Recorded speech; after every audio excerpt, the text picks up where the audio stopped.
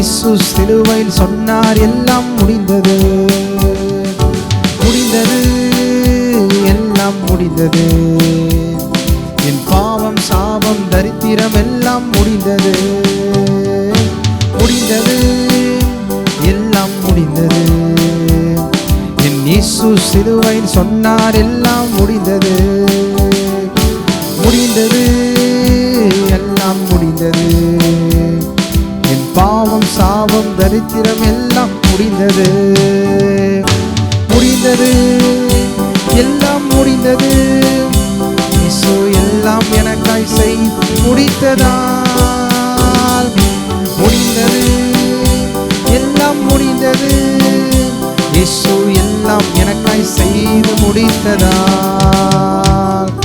முடிந்தது, எல்லாம் முடிந்தது.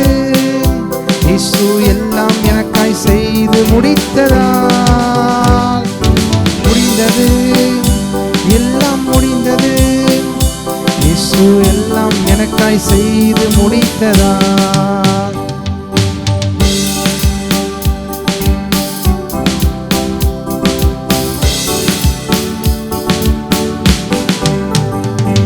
நம் சிலுவையை எடுத்தார், நம் எதிரியை அடித்தார், நம் கரத்தை பிடித்தார், நம் ஜீவனை கொடுத்தார். அவர் சிலுவையை எடுத்தார், நம் எதிரியை அடித்தார், நம் கரத்தை பிடித்தார், நித்திய ஜீவனை கொடுத்தார்.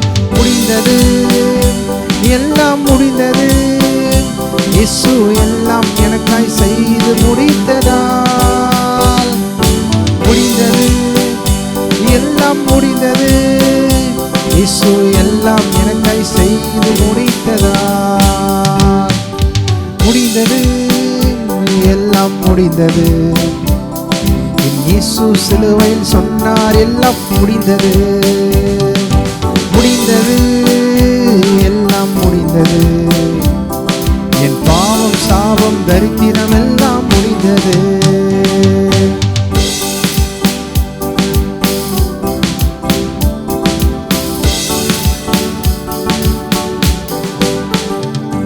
நம் விதையை கொடுத்தார், நம் இடத்தை எடுத்தார், மரித்து மீண்டும் உயிர்த்தார், புதிய துவக்கம் அளித்தார். நம் விலையை கொடுத்தார், நம் இடத்தை எடுத்தார், மரித்து மீண்டும் உயிர்த்தார், புதிய துவக்கம் அளித்தார். முடிந்தது, எல்லாம் முடிந்தது.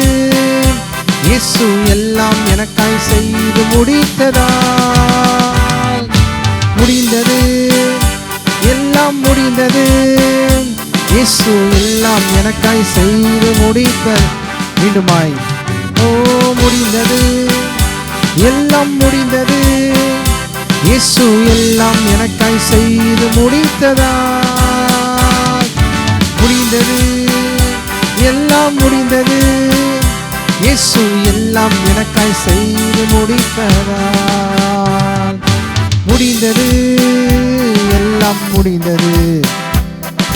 இயேசு சிலுவையில் சொன்னார் எல்லாம் முடிந்தது, முடிந்தது, எல்லாம் முடிந்தது. என் பாவம் சாபம் தரித்திரம் எல்லாம் முடிந்தது, முடிந்தது, எல்லாம் முடிந்தது. என் இயேசு சிலுவையில் சொன்னார் எல்லாம் முடிந்தது, எல்லாம் முடிந்தது. என் பாவம் சாபம் தரித்திரம் எல்லாம் முடிந்தது, முடிந்தது, நேரம் முடிந்தது. என் சாபம் தரித்திரம் வியாதிக்கு நேரம் முடிந்தது, முடிந்தது, நேரம் முடிந்தது. என் சாபம் தரித்திரம் வியாதிக்கு நேரம் முடிந்தது, முடிந்தது, நேரம் முடிந்தது. என் சாபம் தரித்திரம் வியாதிக்கு நேரம் முடிந்தது, முடிந்தது, நேரம் முடிந்தது. என் சாபம் தரித்திரம் வியாதிக்கு நேரம் முடிந்தது.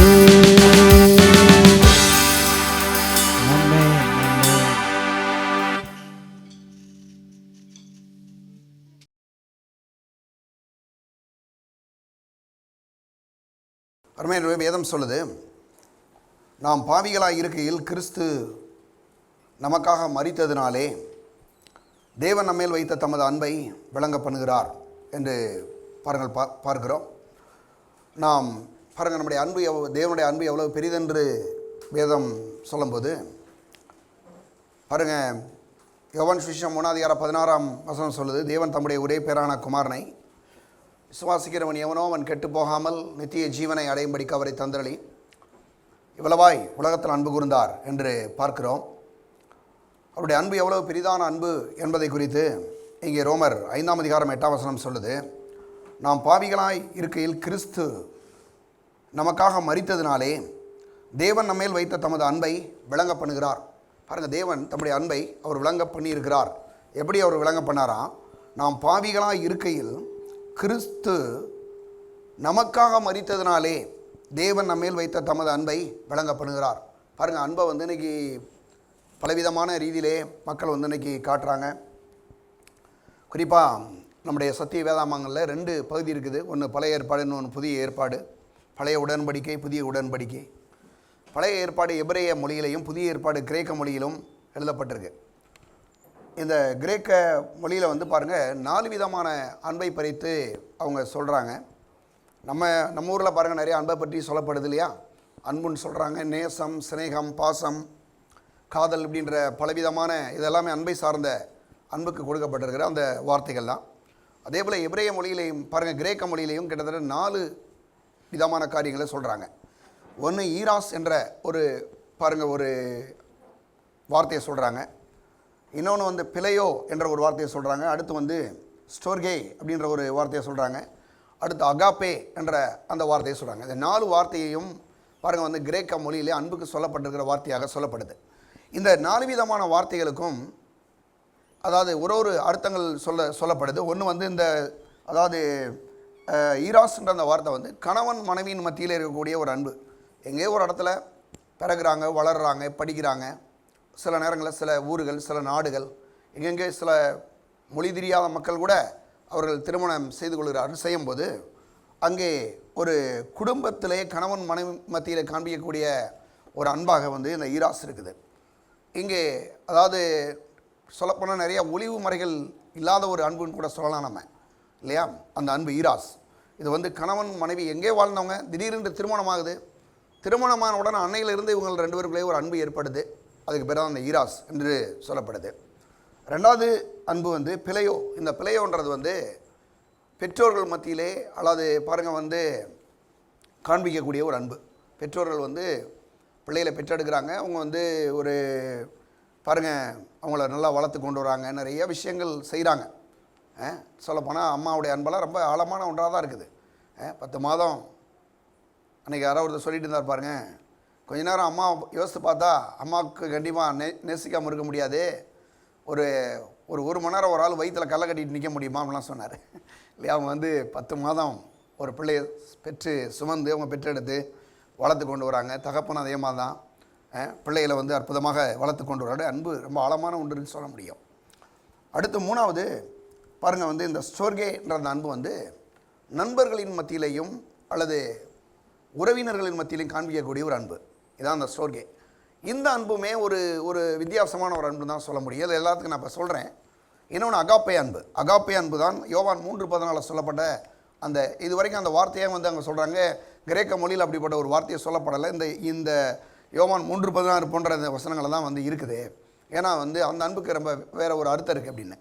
இந்த ஈராஸ்ன்ற அன்பில் என்ன ஒரு விஷயம்னா, பாருங்கள் என்னை நேசிச்சேன்னா உன்னை நேசிப்பேன், இல்லையா?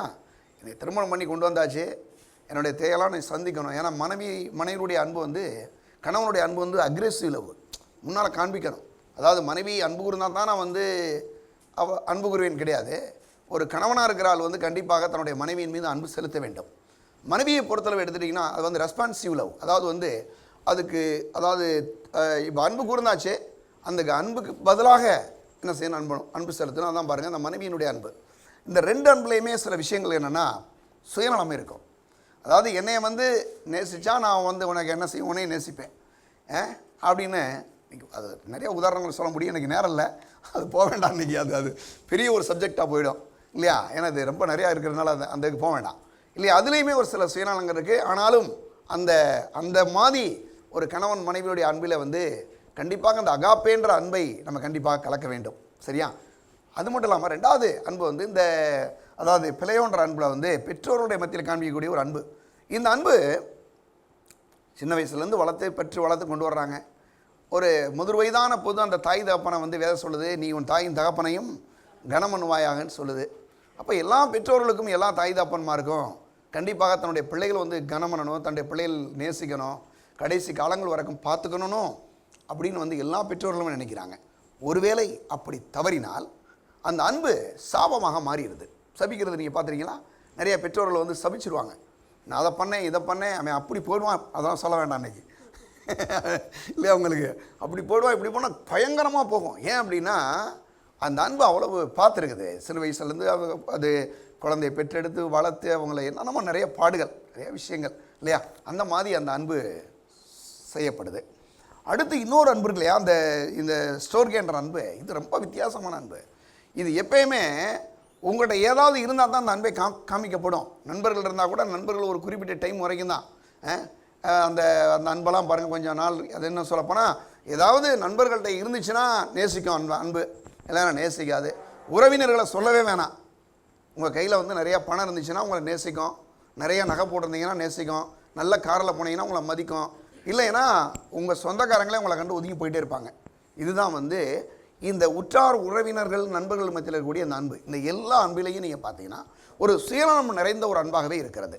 ஆனால் பாருங்கள், யோவான் 3:16 சொல்லப்பட்ட அந்த அகாப்பே அன்பு இங்கே சொல்லப்பட்டிருக்கிற நாம் பாவிகளாக இருக்க கிறிஸ்து நமக்காக மரித்ததினாலே தேவன் பாருங்கள், தேவன் நம்மேல் வைத்த தமது அன்பை விளங்க பண்ணுகிறார் என்ற இந்த அன்பு வந்து ஒரு சுயநலமற்ற ஒரு அன்பு.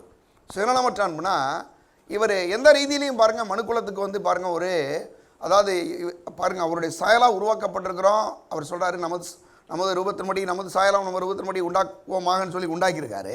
ஆனால் நீங்கள் பாருங்கள் ஒன்றும் அவர் வந்து அதாவது ஒரு ரொம்ப நெருக்கமான ஒரு பிளட் ரிலேஷன்ஸ் மாதிரி சொல்ல முடியலைங்க. ஆனாலும் எல்லா பிளட் ரிலேஷன்ஸை விட இரத்த உறவுகளை விட இவர் மேலான ரீதியில் அன்பு செலுத்துகிறார். அந்த அன்பு சாதாரண அன்பு கிடையாது. என்ன அன்புனா, முன்னெல்லாம் நம்ம ஊரில் வந்து பாருங்கள் இந்த உடன்கட்டை ஏறுதல்னு சொல்லி ஒரு இது வச்சுருந்தாங்க. அதை வந்து ராஜாராம் மோகன் ஒருத்தர் வந்து அதை ரொம்ப போராட்டம் பண்ணி ரொம்ப பண்ணாங்க. அதை நிறையா பண்ணி அதை ஒரு மாதிரி அதுக்கு ஆங்கிலேயன் பாருங்கள் பிரிட்டிஷ்காரங்களாம் நிறையா அது சப்போர்ட் பண்ணி அதை இது மாதிரி பண்ணாங்க. ஒரு கணவன் இறந்து போயிட்டாருன்னா மனைவி கூட இருந்து என்ன பண்ணணும், அவங்கள போய் அந்த தீயில் போட்டு எரிச்சிருவாங்க. அந்த மாதிரி சில காரியங்கள்லாம் இல்லையா? ஆனால் அதெல்லாம் ஒழிக்கப்பட்டு இன்றைக்கி யாரும் பாருங்கள் வந்து தன்னுடைய கணவனுக்காக உயிரை கொடுக்குற அளவுக்குலாம் இன்றைக்கி யாரும் அப்படிலாம் இல்லை இல்லையா? அதெல்லாம் மாறி கொஞ்சம், ஏன்னா அதெல்லாம் கட்டாயப்படுத்தி செய்யப்பட்ட ஒன்று. ஆனால் இன்றைக்கி அப்படியெல்லாம் இல்லை, அதெல்லாம் மாற்றப்பட்டுருச்சு. அப்படியெல்லாம் ஒரு அன்பு கிடைக்க முடியாது. அதே போல் பெற்றோர்களே இருக்கிறாங்க அப்படின்னா, பெற்றோர் இருக்கிறாங்க பாருங்கள், பிள்ளைகள் இருக்கிறாங்கன்னா உயிரை கொடுக்கக்கூடிய அளவுக்கு பெற்றோர்கள் இருக்கிறாங்கன்றது கொஞ்சம் கஷ்டம்தான் இல்லையா? ரொம்ப ரேராக தான் நம்ம பார்க்க முடியும். வசனம் சொல்லுது. மூணாவது நீங்கள் எடுத்துக்கிட்டிங்கன்னா இந்த உறவினர்கள் இருக்கிறாங்களே, உறவினர்களை நீங்கள் எடுத்துக்கிட்டிங்கன்னா நிறையா நான் சொன்ன மாதிரி தான் நிறையா இருந்துச்சுன்னா அப்படி இப்படி பேச்சளவில் தான் இருக்கும். உறவினர்களும் நண்பர்களும் பேச்சளவு இருக்குமே தவிர செயலளவில் நம்ம இருக்குன்றது வந்து வாய்ப்பு ரொம்ப கம்மி. அது அவ்வளோதான், அப்படி தான் இருக்கும். அப்படியே ஒரு மாதிரி போயிடுவாங்க இல்லையா? அப்போ எல்லாமே வந்து ஒரு சுயநலம் நிறைந்த ஒரு அன்பாக இருக்கிறது என்பதை நாம் பார்க்கலாம். ஆனால் அகாப்பே அன்பில் வந்து இங்கே சொல்கிறார், நாம் பாவிகளாக இருக்கையில் கிறிஸ்து நமக்காக மரித்ததினாலே தேவன் நம்மேல் வைத்த தமது அன்பை விளங்க பண்ணுகிறார். அப்போ நாம் பாவிகளாக இருக்கையில் கிறிஸ்து நமக்காக என்ன பண்ணாராம்? மரித்தார். பாருங்கள், அதுக்கு முன்னால் வசனம் சொல்கிறாரு 6ஆம் வசனத்தில், அன்றியும் நாம் பலனற்றவர்களாக இருக்கும்போதே குறித்த காலத்திலே கிறிஸ்து அக்கிரமக்காரருக்காக மரித்தார். ஏன் பலனற்றவர்களாக இருந்தோம் அப்படின்னா, யாராலையும் இந்த உலகத்தில் பாவத்தில் வந்து பாருங்கள் பாவத்திலேருந்து விடுதலையாகிறதுக்கு வழியே இல்லை. ஏன்னா பாவம் அவ்வளோ மோசமான ஒன்று. பாருங்கள், ஆதியாகமம் 3:8 பார்த்தீங்கன்னா பாருங்கள், ஆதாம் ஏவாளையும் பாருங்கள் வந்து ஆதாம் ஏவாளையும் வந்து ஒரு 2ஆம் அதிகாரத்தில் உருவாக்கிறார். எல்லாம் அவங்கள படைச்சு கொண்டு வராரு. 1ஆம் அதிகாரத்தில் பேசுகிறாரு, பேசி அவங்கள சிருஷ்டிக்கிறாரு. 2ஆம் அதிகாரத்தில் பாருங்கள் அவங்களுக்கு வந்து தோட்டத்தை கொடுத்து அதை பண்படுத்த காக்கலாம் வைக்கிறார். எல்லாமே அவனுக்கு கொடுக்குறாரு. ஆதாம் ஏவாளுக்கு நல்லா பாருங்கள் எல்லாத்தையும் கொடுக்குறாரு. ஆனால் கொடுத்துட்டு அவர் சொல்கிறாரு பாருங்கள் 3ஆம் அங்கே வந்து நன்மை தீமை அறியத்தக்க விஷயத்தின் கனி நீ என்ன செய்ய வேணாம், புசிக்க வேணான்னு சொல்கிறார். இது என்ன காரணம் அப்படின்னா, அதாவது இது வந்து அவனுக்கு வந்து பாருங்கள் மனுஷனுக்கு மட்டும்தான் சுத்த சுயாதீனம்னு ஒன்று இருக்குது. இந்த வில் பவர்னு ஒன்று இருக்கு இல்லையா, அந்த ஒரு நல்லது எது கெட்டது எதுன்னு சொல்லக்கூடிய அதை சூஸ் பண்ணக்கூடிய அதை தேர்ந்தெடுக்கக்கூடிய ஒரு அறிவு அந்த ஆற்றல் யாருக்கு? மனுஷனுக்கு மட்டும்தான். அப்போ மற்ற எதுக்குமே அந்த மாதிரி கிடையாது பாருங்கள்.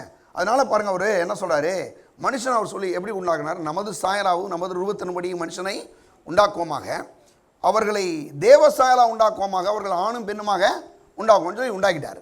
அப்போ அவங்க இப்போ மனுஷன் எப்படி இருக்கிறான் அப்படின்னா அவன் வந்து கடவுளை மாதிரியே இருக்கிறான். அதனால தான் இன்றைக்கி கடவுள் வந்து பாருங்கள் குரங்கில் இருக்க பாருங்கள் வந்து மனுஷன் குரங்கில் இருந்து வந்திருக்கிறான் அப்படி இப்படின்னு சொல்லி சில கொள்கைகள் இருக்குது, டார்வின் கொள்கை அதெல்லாம் சொல்கிறாங்க. அதெல்லாம் வந்து முழுக்க தப்பு.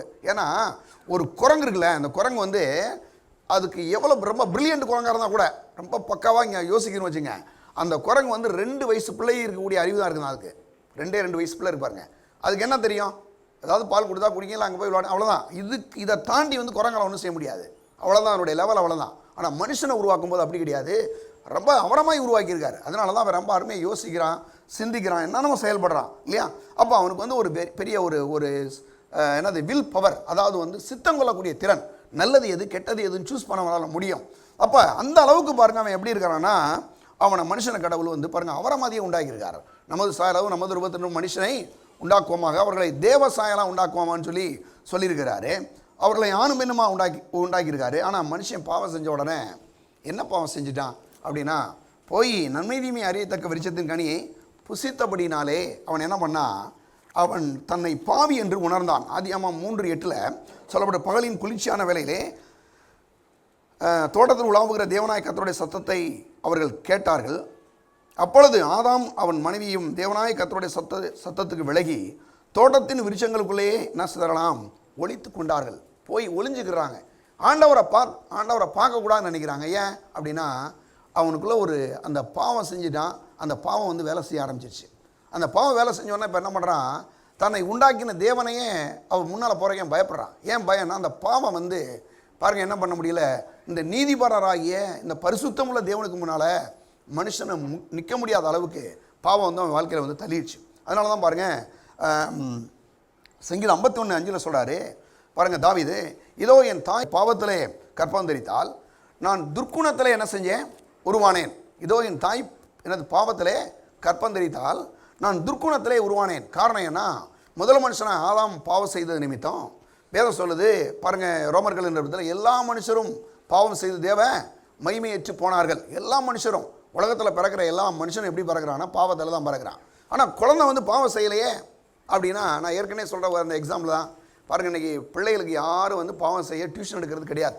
எல்லா சப்ஜெக்ட்டுக்கும் டியூஷன் இருக்குது இல்லையா. ஈவன் பாருங்கள், நீங்கள் வந்து தமிழ் கூட நீங்கள் டியூஷன்லாம் இருக்கிறாங்க.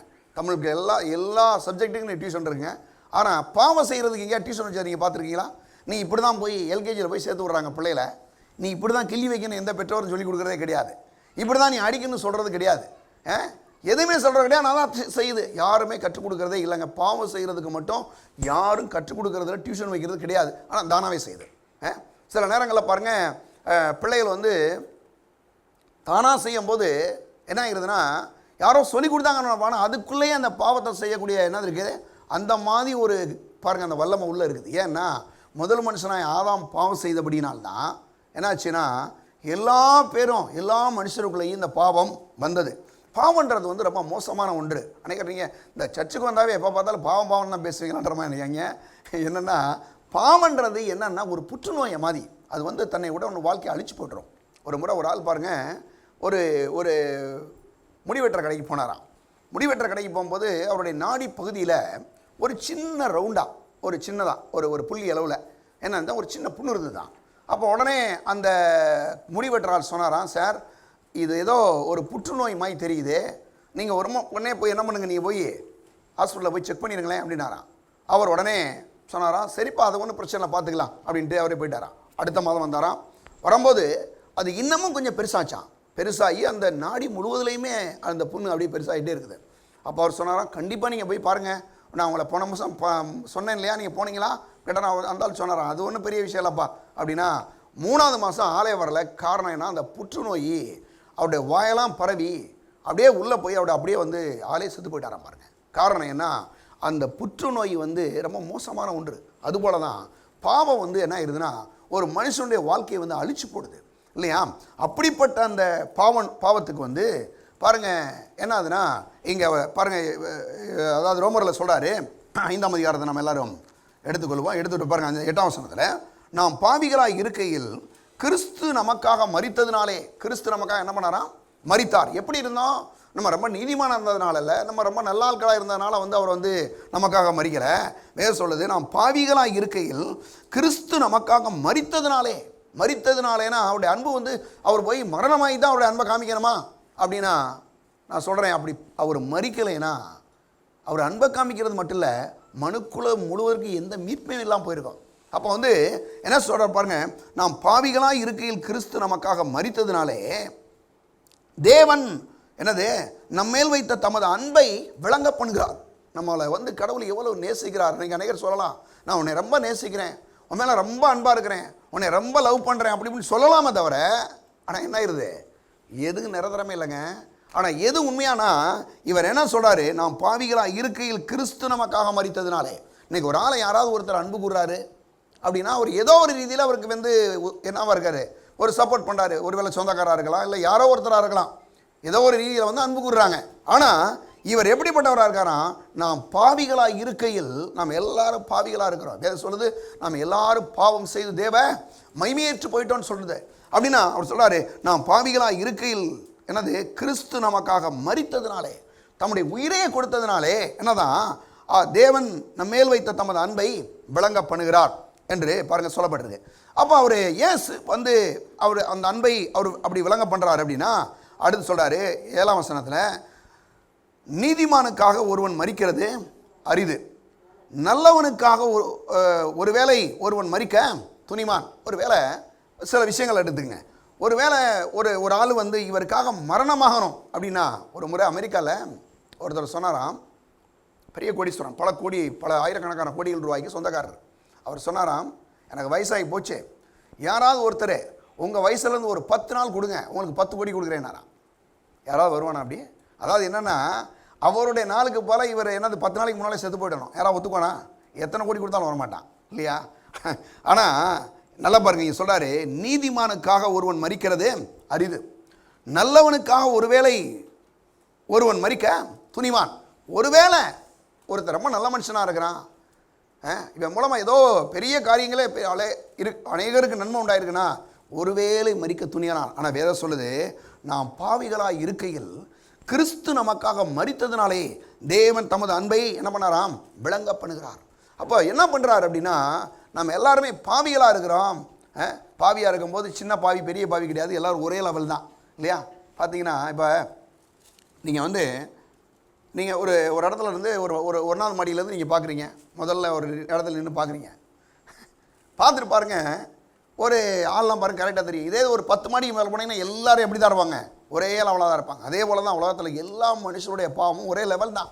ஏன்னா ஆதாம் பாவம் செய்ததுனால எல்லா மனுஷரும் பாவம் செய்து தெய்வ மைமையேற்று போயிட்டாங்க. அப்போ இப்படிப்பட்ட இந்த பாவத்திலிருந்து விடுவிக்க முடியாதான் ஆண்டவராக இயேசு கிறிஸ்து இந்த உலகத்தில் என்ன பண்ணுறாரு? அவர் சிலுவையில் அடிக்கப்படும்படி வர்றார். ஏங்க சிலுவையில் அடிக்கப்படணும்? எதுக்காக அவர் சிலுவையில் அடிக்கப்படணும் அப்படின்றது ஒரு பெரிய கேள்வியாக தான் இருக்குது இல்லையா? எடுப்போம். நாம் எல்லாரும் லேவியராகமம் 17ஆம் அதிகாரம் 11ஆம் வசனம் சொல்கிறார், மாம்சத்தின் உயிர் இரத்தத்திலே இருக்கிறது, நான் அதை அவர்களுக்கு பலிபீடத்தின் மேல் உங்கள் ஆத்துமாக்களுக்காக பாவ நிவர்த்தி செய்யும்படிக்கு கட்டளையிட்டேன். ஆத்துமாவிற்காக பாவ நிவர்த்தி செய்கிறது ரத்தமே. நல்லா கவனிங்களேன். அப்போ இன்னைக்கு பாவத்திலேருந்து ஒரு ஆள் விடுதலையாக்கப்படணும் அப்படின்னு சொன்னால் ரத்தம் இல்லாமல் மனுஷனுக்கு பாவம் உண்டாகாது. எப்படிப்பட்ட ரத்தம் அப்படின்னா பாருங்கள், என்ன ரத்தம்னா அது எப்படிப்பட்ட ரத்தம் இருக்குன்னா, ஒரு பாவமே இல்லாத ஒரு ரத்தமாக இருக்கணும். பாவமே இல்லாத ரத்தத்தை நீங்கள் எங்கே வாங்க முடியும்? அதனால தான் பாருங்கள், இன்றைக்கி ஒரு ஆடு அடிக்கிறதுனாலையோ மாடு அடிக்கிறதுனாலையோ போய் கோழியை வெட்டுறதுனாலேயே அந்த ரத்தம் இன்றைக்கி மனுஷனுடைய பாவத்திலேருந்து விடுதலை கொடுக்கக்கூடிய வாய்ப்பே இல்லை. அது மட்டும் இல்லாமல் சரி, வேதம் சொல்லுது, நாம் பாருங்கள், அதாவது ரத்தம் சிந்தது இல்லாமல் பாவ மன்னிப்பு உண்டாகணும்னு எல்லார்ட்டையும் நம்ம ஆள்கிட்ட ஒரு 1.5 லிட்டரில் ரத்தத்தை எடுத்துகிட்டு நம்முடைய பாவத்தெல்லாம் மன்னிக்க முடியுமானா முடியாது. ஏன் முடியாது அப்படின்னா எல்லா மனுஷருக்குள்ளே என்ன ரத்தம் தான் இருக்குது? பாவ ரத்தம் தான் இருக்குது. அப்போ இந்த ரத்தத்தை வச்சு நம்முடைய பாவத்தை என்ன பண்ண முடியாது? மன்னிக்க முடியாது, கழுவ முடியாது. அப்போ எப்படிப்பட்ட ரத்தம் வேணும் அப்படின்னு சொன்னால் 1 பேதுரு சொல்லுது, 1 பேதுரு 1:19 எடுங்க. குற்றமில்லாத மாசற்ற ஆட்டுக்குட்டியாகிய கிறிஸ்துவின் விலையேற பெற்ற ரத்தத்தினாலே மீட்கப்பட்டீர்கள் என்று அறிந்திருக்கிறீர்களே. எப்படிப்பட்ட ரத்தமா? குற்றமில்லாத மாசற்ற ஆட்டுக்குட்டியாய் கிறிஸ்துவின் விலையேற பெற்ற ரத்தம். நல்ல கவனிங்களேன், குற்றமில்லாத மாசற்ற ரத்தம். குற்றமில்லாத ரத்தம், மாசற்ற ரத்தம்ன்றது வந்து இது எங்கேயுமே இல்லை. யார்கிட்ட தான் இருக்குது? ஆண்டவர்கிட்ட தான் இருக்குது. ஆண்டவர் தான் குற்றமில்லாதவர், மாசற்றவர். மற்ற எல்லா மனுஷரும் பாவம் செய்து தேவ மகிமையற்று போய்விட்டார்கள். அப்படி இருக்கிறபடினாலே அப்போ குற்றமில்லாத மாசற்ற ரத்தமாகிய யாருடைய ரத்தம்? தேவனே இந்த உலகத்தில் வந்து என்ன பண்ணணும்? மனுஷனாக வரணும். அதை தான் பாருங்கள், பிலிப்பியரில் சொல்கிறாரு, தேவன் என்ன பண்ணுறார்? அவர் தம்மை தாமை தாழ்த்தி அடிமையின் ரூபம் எடுத்து மனுஷ சாயலாக ஆண்டவர் என்ன பண்ணார்? அந்த உலகத்திலே மனுஷ அவதாரம் எடுத்தார்.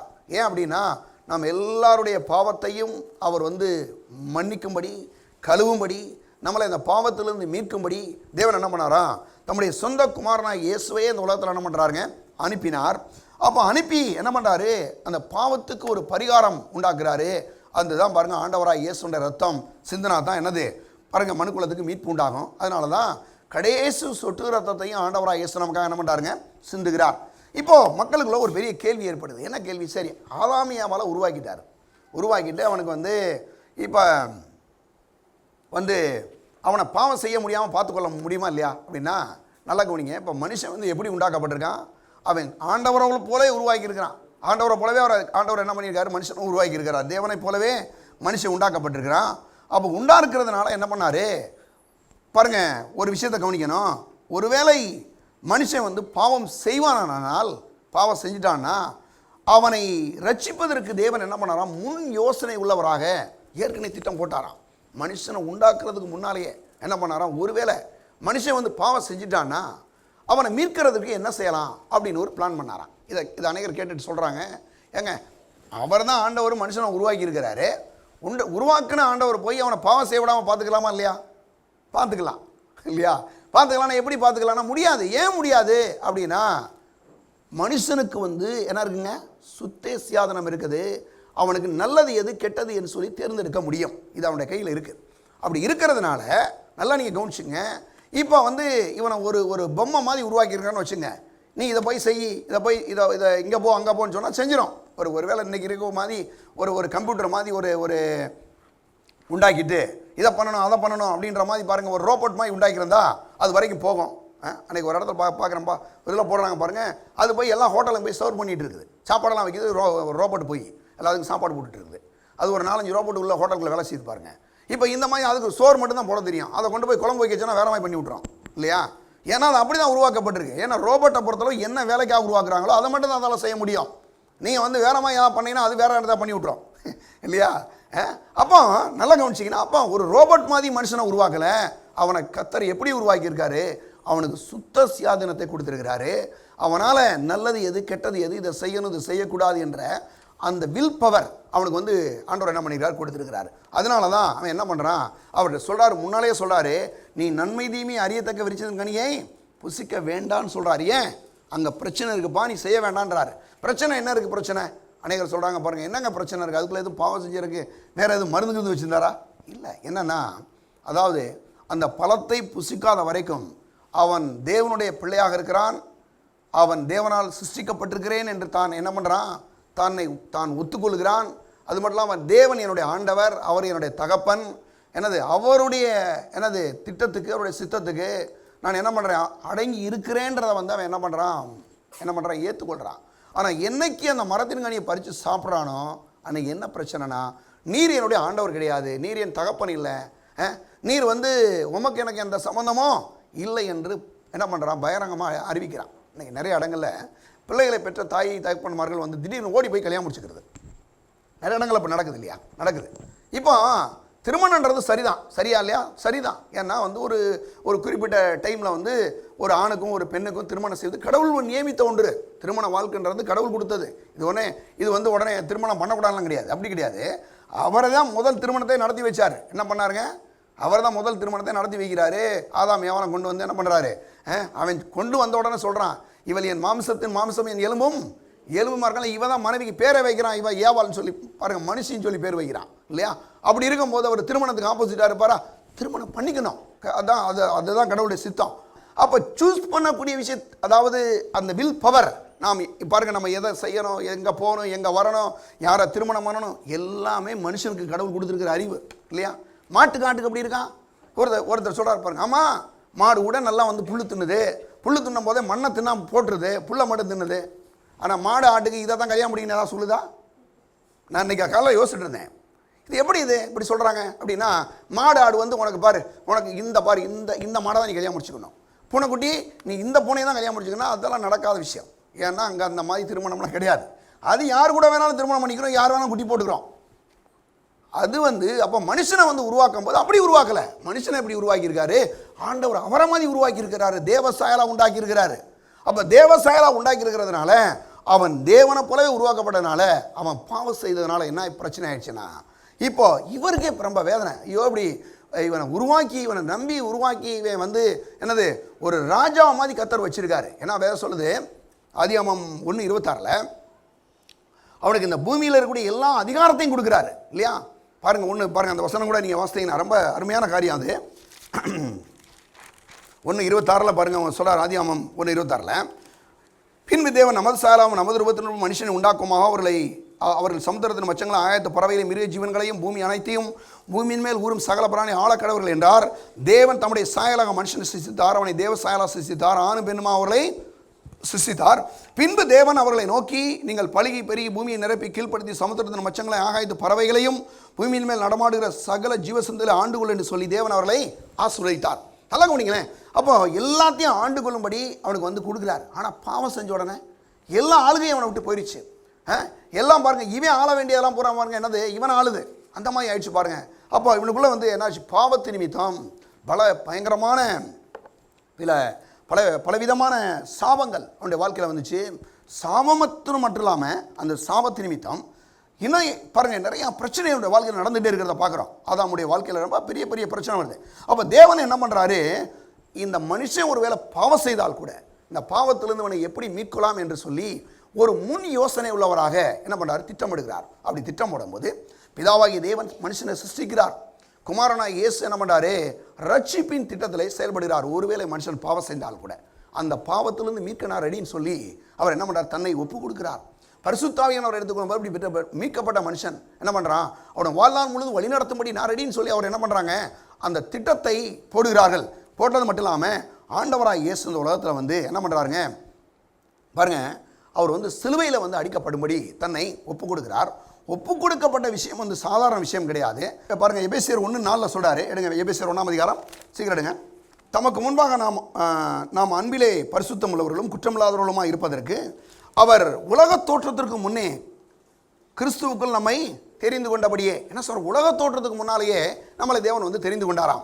பாருங்கள், எபிரேயர் 13 பாருங்கள் சொல்லுது, 13:8 சொல்லுது, அவர் உலக தோற்றத்துக்கு முன்னாலே என்ன செஞ்சாராம், அடிக்கப்பட்ட ஆட்டுக்குட்டி என்று சொல்லுது. உலக தோற்றத்துக்கு முன்னாலேயே அவர் நமக்காக என்ன பண்ணாராம், அடிக்கப்பட்ட ஆட்டுக்குட்டி என்று சொல்லப்படுது. அப்போ உலக தோற்றத்துக்கு முன்னாலேயே அவர் என்ன பண்ணாரு, அவர் நமக்காக அடிக்கப்படும்படி என்ன பண்ணாருங்க, பிளான் பண்ணிட்டார். சரியா? அப்போது அவர் ஒரு முன் யோசனையாக செய்கிறார். இவருடைய முன் யோசனை இன்னும் கொஞ்சம் நம்ம எடுக்கணும்னு சொன்னால் எடுங்க, ஆதியாகமம் 22 போகலாம். இந்த காரியங்கள் நடந்த பின்பு தேவன் ஆபிரகாமை சோதித்தார். எப்படி எனில், அவர் அவனை நோக்கி ஆபிரகாமே என்றார். அவன் இதோ அடியேன் என்றான். அப்பொழுது அவர், உன் புத்திரனும் உன் ஏகசுதனும் உன் நேசகுமாரனாய் ஈசாக்கை நீ இப்பொழுது அழைத்து கொண்டு மோரியா தேசத்துக்கு போய் அங்கே நான் உனக்கு குறிக்கும் மலையில் ஒன்றின் மேல் அவனை தகன பலியாக பலியிடு என்றார். நல்ல கவனிங்க, தகன பலியாக பலியிடு என்பது வந்து ரொம்ப பயங்கரமான ஒரு காரியம். பெற்ற பிள்ளை கிட்டத்தட்ட 100 வயசாயிடுச்சு. 100 வயசில் பிறந்தது யார், இந்த ஈசாக்கு. இப்போ இவனை கொண்டு போய் சொல்கிறாரு, எங்கே போகணும், நீ மோரியா மலையில் போய் என்ன செய்ய, நான் குறித்த இடத்துல போய் நீ என்ன செய்யணும், பலியிடன்னு சொல்லிட்டார்.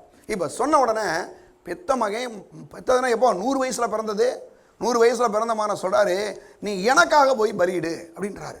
இப்போ இது வந்து ரொம்ப ஒரு கஷ்டமான விஷயம். ஆனாலும் கூட அவன் சொல்கிறான், ஆபிரகாம் வந்து 3ஆம் வசனத்தில், ஆபிரகாம் அதிகாலை எழுந்து தன் கழுதையின் மேலே சேணம் கட்டி தன் வேலைக்காரர்களை 2 பேரையும் தன் குமாரன் ஈசாக்கையும் கூட்டிக் கொண்டு தகன பலிக்கான கட்டைகளையும் பிளந்து கொண்டு தேவன் தனக்கு குறித்த இடத்துக்கு புறப்பட்டு போனான். கிட்டத்தட்ட சொல்கிறாங்க 3 நாள் பிரயாண தூரம் என்பது குறைஞ்சபட்சம் ஒரு நாள் பிரயாண தூரம் ஒரு 20 கிலோமீட்டர்னா கூட 60 கிலோமீட்டர் வரைக்கும் வந்து நடக்கணும். 60 கிலோமீட்டர் நடக்கிறதுன்றது பெரிய சேலஞ்சு தான். ஏன்னா இவருக்கு குறிக்கப்பட்ட இடம் என்னடா, மலைப்பகுதி. நீங்கள் மலைப்பகுதியில் போனீங்கன்னா ரொம்ப கஷ்டம். நான் இன்றைக்கி கொல்லிமலைக்கு போன வாரத்தில் நான் போயிருந்தேன் பாருங்கள். காரை நிப்பாட்டிட்டு உள்ளே ஏறி இறங்குறக்குள்ள பெரியதான், மலை மேலே ஏறி இறங்குறதுல பெரிய கஷ்டம். அது எப்படி இந்த மாதிரி 3 நாள் பிரயாணம்லாம் ரொம்ப சேலஞ்சு தான். நான் நினைக்கிறேன் இவர் சொன்ன இடம் 60 கிலோமீட்டர். நான் நினைக்கிறேன் அந்த கொல்லிமலை மாதிரி ஒரு இடத்துல ஏற விட்டா, ஐயோ கடவுளே வேணாம் சாமி, நான் வேற இங்கே பக்கத்தில் கூட பலிட்டு இருக்கிறேன், ஏறுறதே பெரிய பாடாக இருக்குதே அப்படின்ற மாதிரி இருக்கும் இல்லையா? உங்களுக்கு அவ்வளோ பயங்கரம். ஏன்னா அத்தனை பெண்டிங் பாருங்கள். ஒரு 70 கிட்டத்தட்ட ஒரு 50-60 கிலோமீட்டர் மலையிலே போகுது.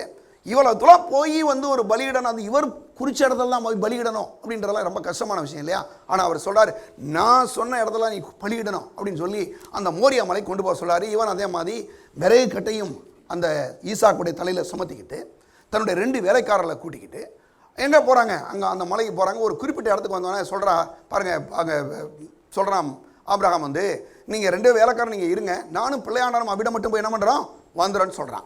இப்படி போயிட்டே இருக்கும்போது அவன் ஒரு கேள்வி கேட்குறான். ஈசாக்கு வந்து கேட்குறான், அப்பா வந்து இந்த மாதிரி விறகு கட்டதுக்கு தீப்பந்தம் இருக்குது, அது மட்டும் இல்லாமல் வந்து கத்தி இருக்குது, இதெல்லாம் இருந்தால் கூட ஆடி எங்கே அப்படின்னு கேட்டோன்னே பாருங்கள் அவன் சொல்கிறான். பாருங்கள், இப்போ ஆபிரகாம் வந்து அங்கே 6ஆம் வசனத்தில் ஆபிரகாம் தனக்கு பாருங்கள், ஆபிரகாம் தகன பலிக்கான கட்டைகளை எடுத்து தன் குமாரனாய் ஈசாக்கின் மேல், இல்லை அதுக்கு முன்னாலே கொஞ்சம் வாசிக்கலாம். அதாவது 5ஆம் வசனம் பாருங்கள். அப்பொழுது ஆபிரகாம் தன் வேலைக்காரரை நோக்கி, நீங்கள் கழுதையை நிறுத்தி இங்கே காத்திருங்கள், நானும் பிள்ளையாண்டனும் அவிட மட்டும் தொழுது கொண்டு போய் தொழுது கொண்டு உங்களிடம் திரும்ப வருவோம் என்றான். ஆபிரகாம் தகன பலிக்கான கட்டையை எடுத்து தன் குமாரனாய் ஈசாக்கின் மேல் வைத்து தன் கையில் நெருப்பையும் கத்தியையும் எடுத்துக்கொண்டு இருவரும் கூடி போனார்கள். அப்பொழுது ஈசாக்கு தன் தகப்பனாய் ஆபிரகாமை நோக்கி, என் தகப்பனே என்றான். அதற்கு அவன், என் மகனை இதோ இருக்கிறேன் என்றான். அப்பொழுது அவன், இதோ நெருப்பும் கட்டையும் இருக்கிறது, தகன பலிக்கான ஆட்டுக்குட்டி எங்கே என்றான். நல்லா பாருங்கள், இப்போ பாருங்கள், வெட்டுறதுக்கு கத்தி இருக்குது, தீப்பந்தம் இருக்குது, விறகுக்கட்டை இருக்குது, ஆனால் என்ன இல்லை, ஆடு இல்லையே, ஆடு இங்கன்னு கேட்குறான். நல்லா கவனிங்க. இவனுக்கு வந்து ஒரு 17 வயசு வாலிபன் சொல்கிறாங்க. கிட்டத்தட்ட ஒரு 17 வயசு 18 வயசு ஓரளவு நல்லாவே தெரியும் என்னன்றதை. அப்போ உடனே இவங்க 2 பேரும் வேத சொல்லுது, அவர்கள் கூடி போனார்கள் ஒரு திட்டத்துக்கு. அங்கே ஆபிரகாம் மட்டுமல்ல, ஆபிரகாமுடைய குமாரனாகி ஈசாக்கும் அது ஒத்துக்கொள்கிறான். தன்னை பலியிடும்படி, தன்னையே அப்பா வெட்ட போகிறாருன்றலாம் அவனுக்கு ஓரளவு தெரிஞ்சிருச்சு. இப்போ 2 பேரும் போயிட்டே இருக்கிறாங்க.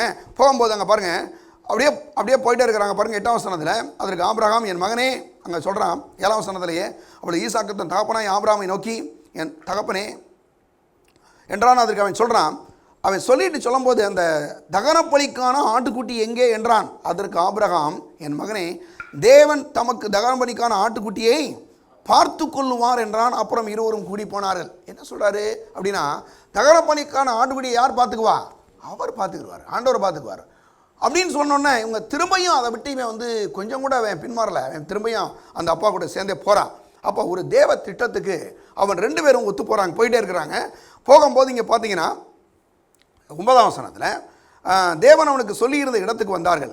அங்கே ஆபிரகாம் ஒரு பலிபீடத்தை உண்டாக்கி கட்டைகளை அடுக்கி தன் குமாரனாய் ஈசாக்கை கட்டி அந்த அந்த பலிபீடத்தின் அடுக்கிய கட்டையின் மேல் அவனை கிடத்தினான். நல்ல கவனிங்களேன். இப்போ கட்டியாச்சு, 100 வயசு ஆளால் வந்து இந்த 17 வயசு பையனை கொண்டு தூக்கி வைக்க முடியாது, கஷ்டம், அது முடியாத விஷயம். சாதாரணமாக ஒரு ஆள் ஒரு 70 to 80 கிலோ வரைக்கும் வெயிட் இருக்கும். இப்போ இவரால் போய் அவ்வளோ பெரிய இதை தூக்க முடியாது. அப்போ என்ன நடந்திருக்கணும் அங்கே அப்படின்னா, அந்த விறகு கட்டை மேலே இவனை போய் படுத்துக்கிட்டான். ஈசாக்கு போய் படுத்துக்கிட்டு என்ன பண்ணுறான், கையும் காலையும் கட்டும்படி சொல்கிறான். ஏன், ஒருவேளை இந்த தேவத்திட்டத்துக்கு நம்ம விலை போயிடக்கூடாது. ரொம்ப ஒரு பெரிய, ஏன்னா பேசுகிறது ரொம்ப ஈஸிங்க, ஆனால் செய்கிறது பெரிய விஷயம் இல்லையா? சிலர்லாம் பாருங்கள், நான் அதை பண்ணிடுவேன், நான் செஞ்சிருவேன்னு சொல்லுவாங்க. பிரச்சனை டைம்னு வந்தால் டக்குன்னு கட் பண்ணிட்டு போயிட்டே இருப்பான், அதை செய்யாமல் ஓடிடுவான். ஆனால் இங்கே என்ன நடக்குது அப்படின்னா, ஈவன் தன்னுடைய தகப்பனையும் தன்னுடைய தகப்பனாகிய என்னது அவருடைய தேவனாகிய கர்த்தரையும் ஈசாக்கும் என்ன பண்ணுறாங்க, அவன் வந்து நம்புகிறான், விசுவாசிக்கிறான்.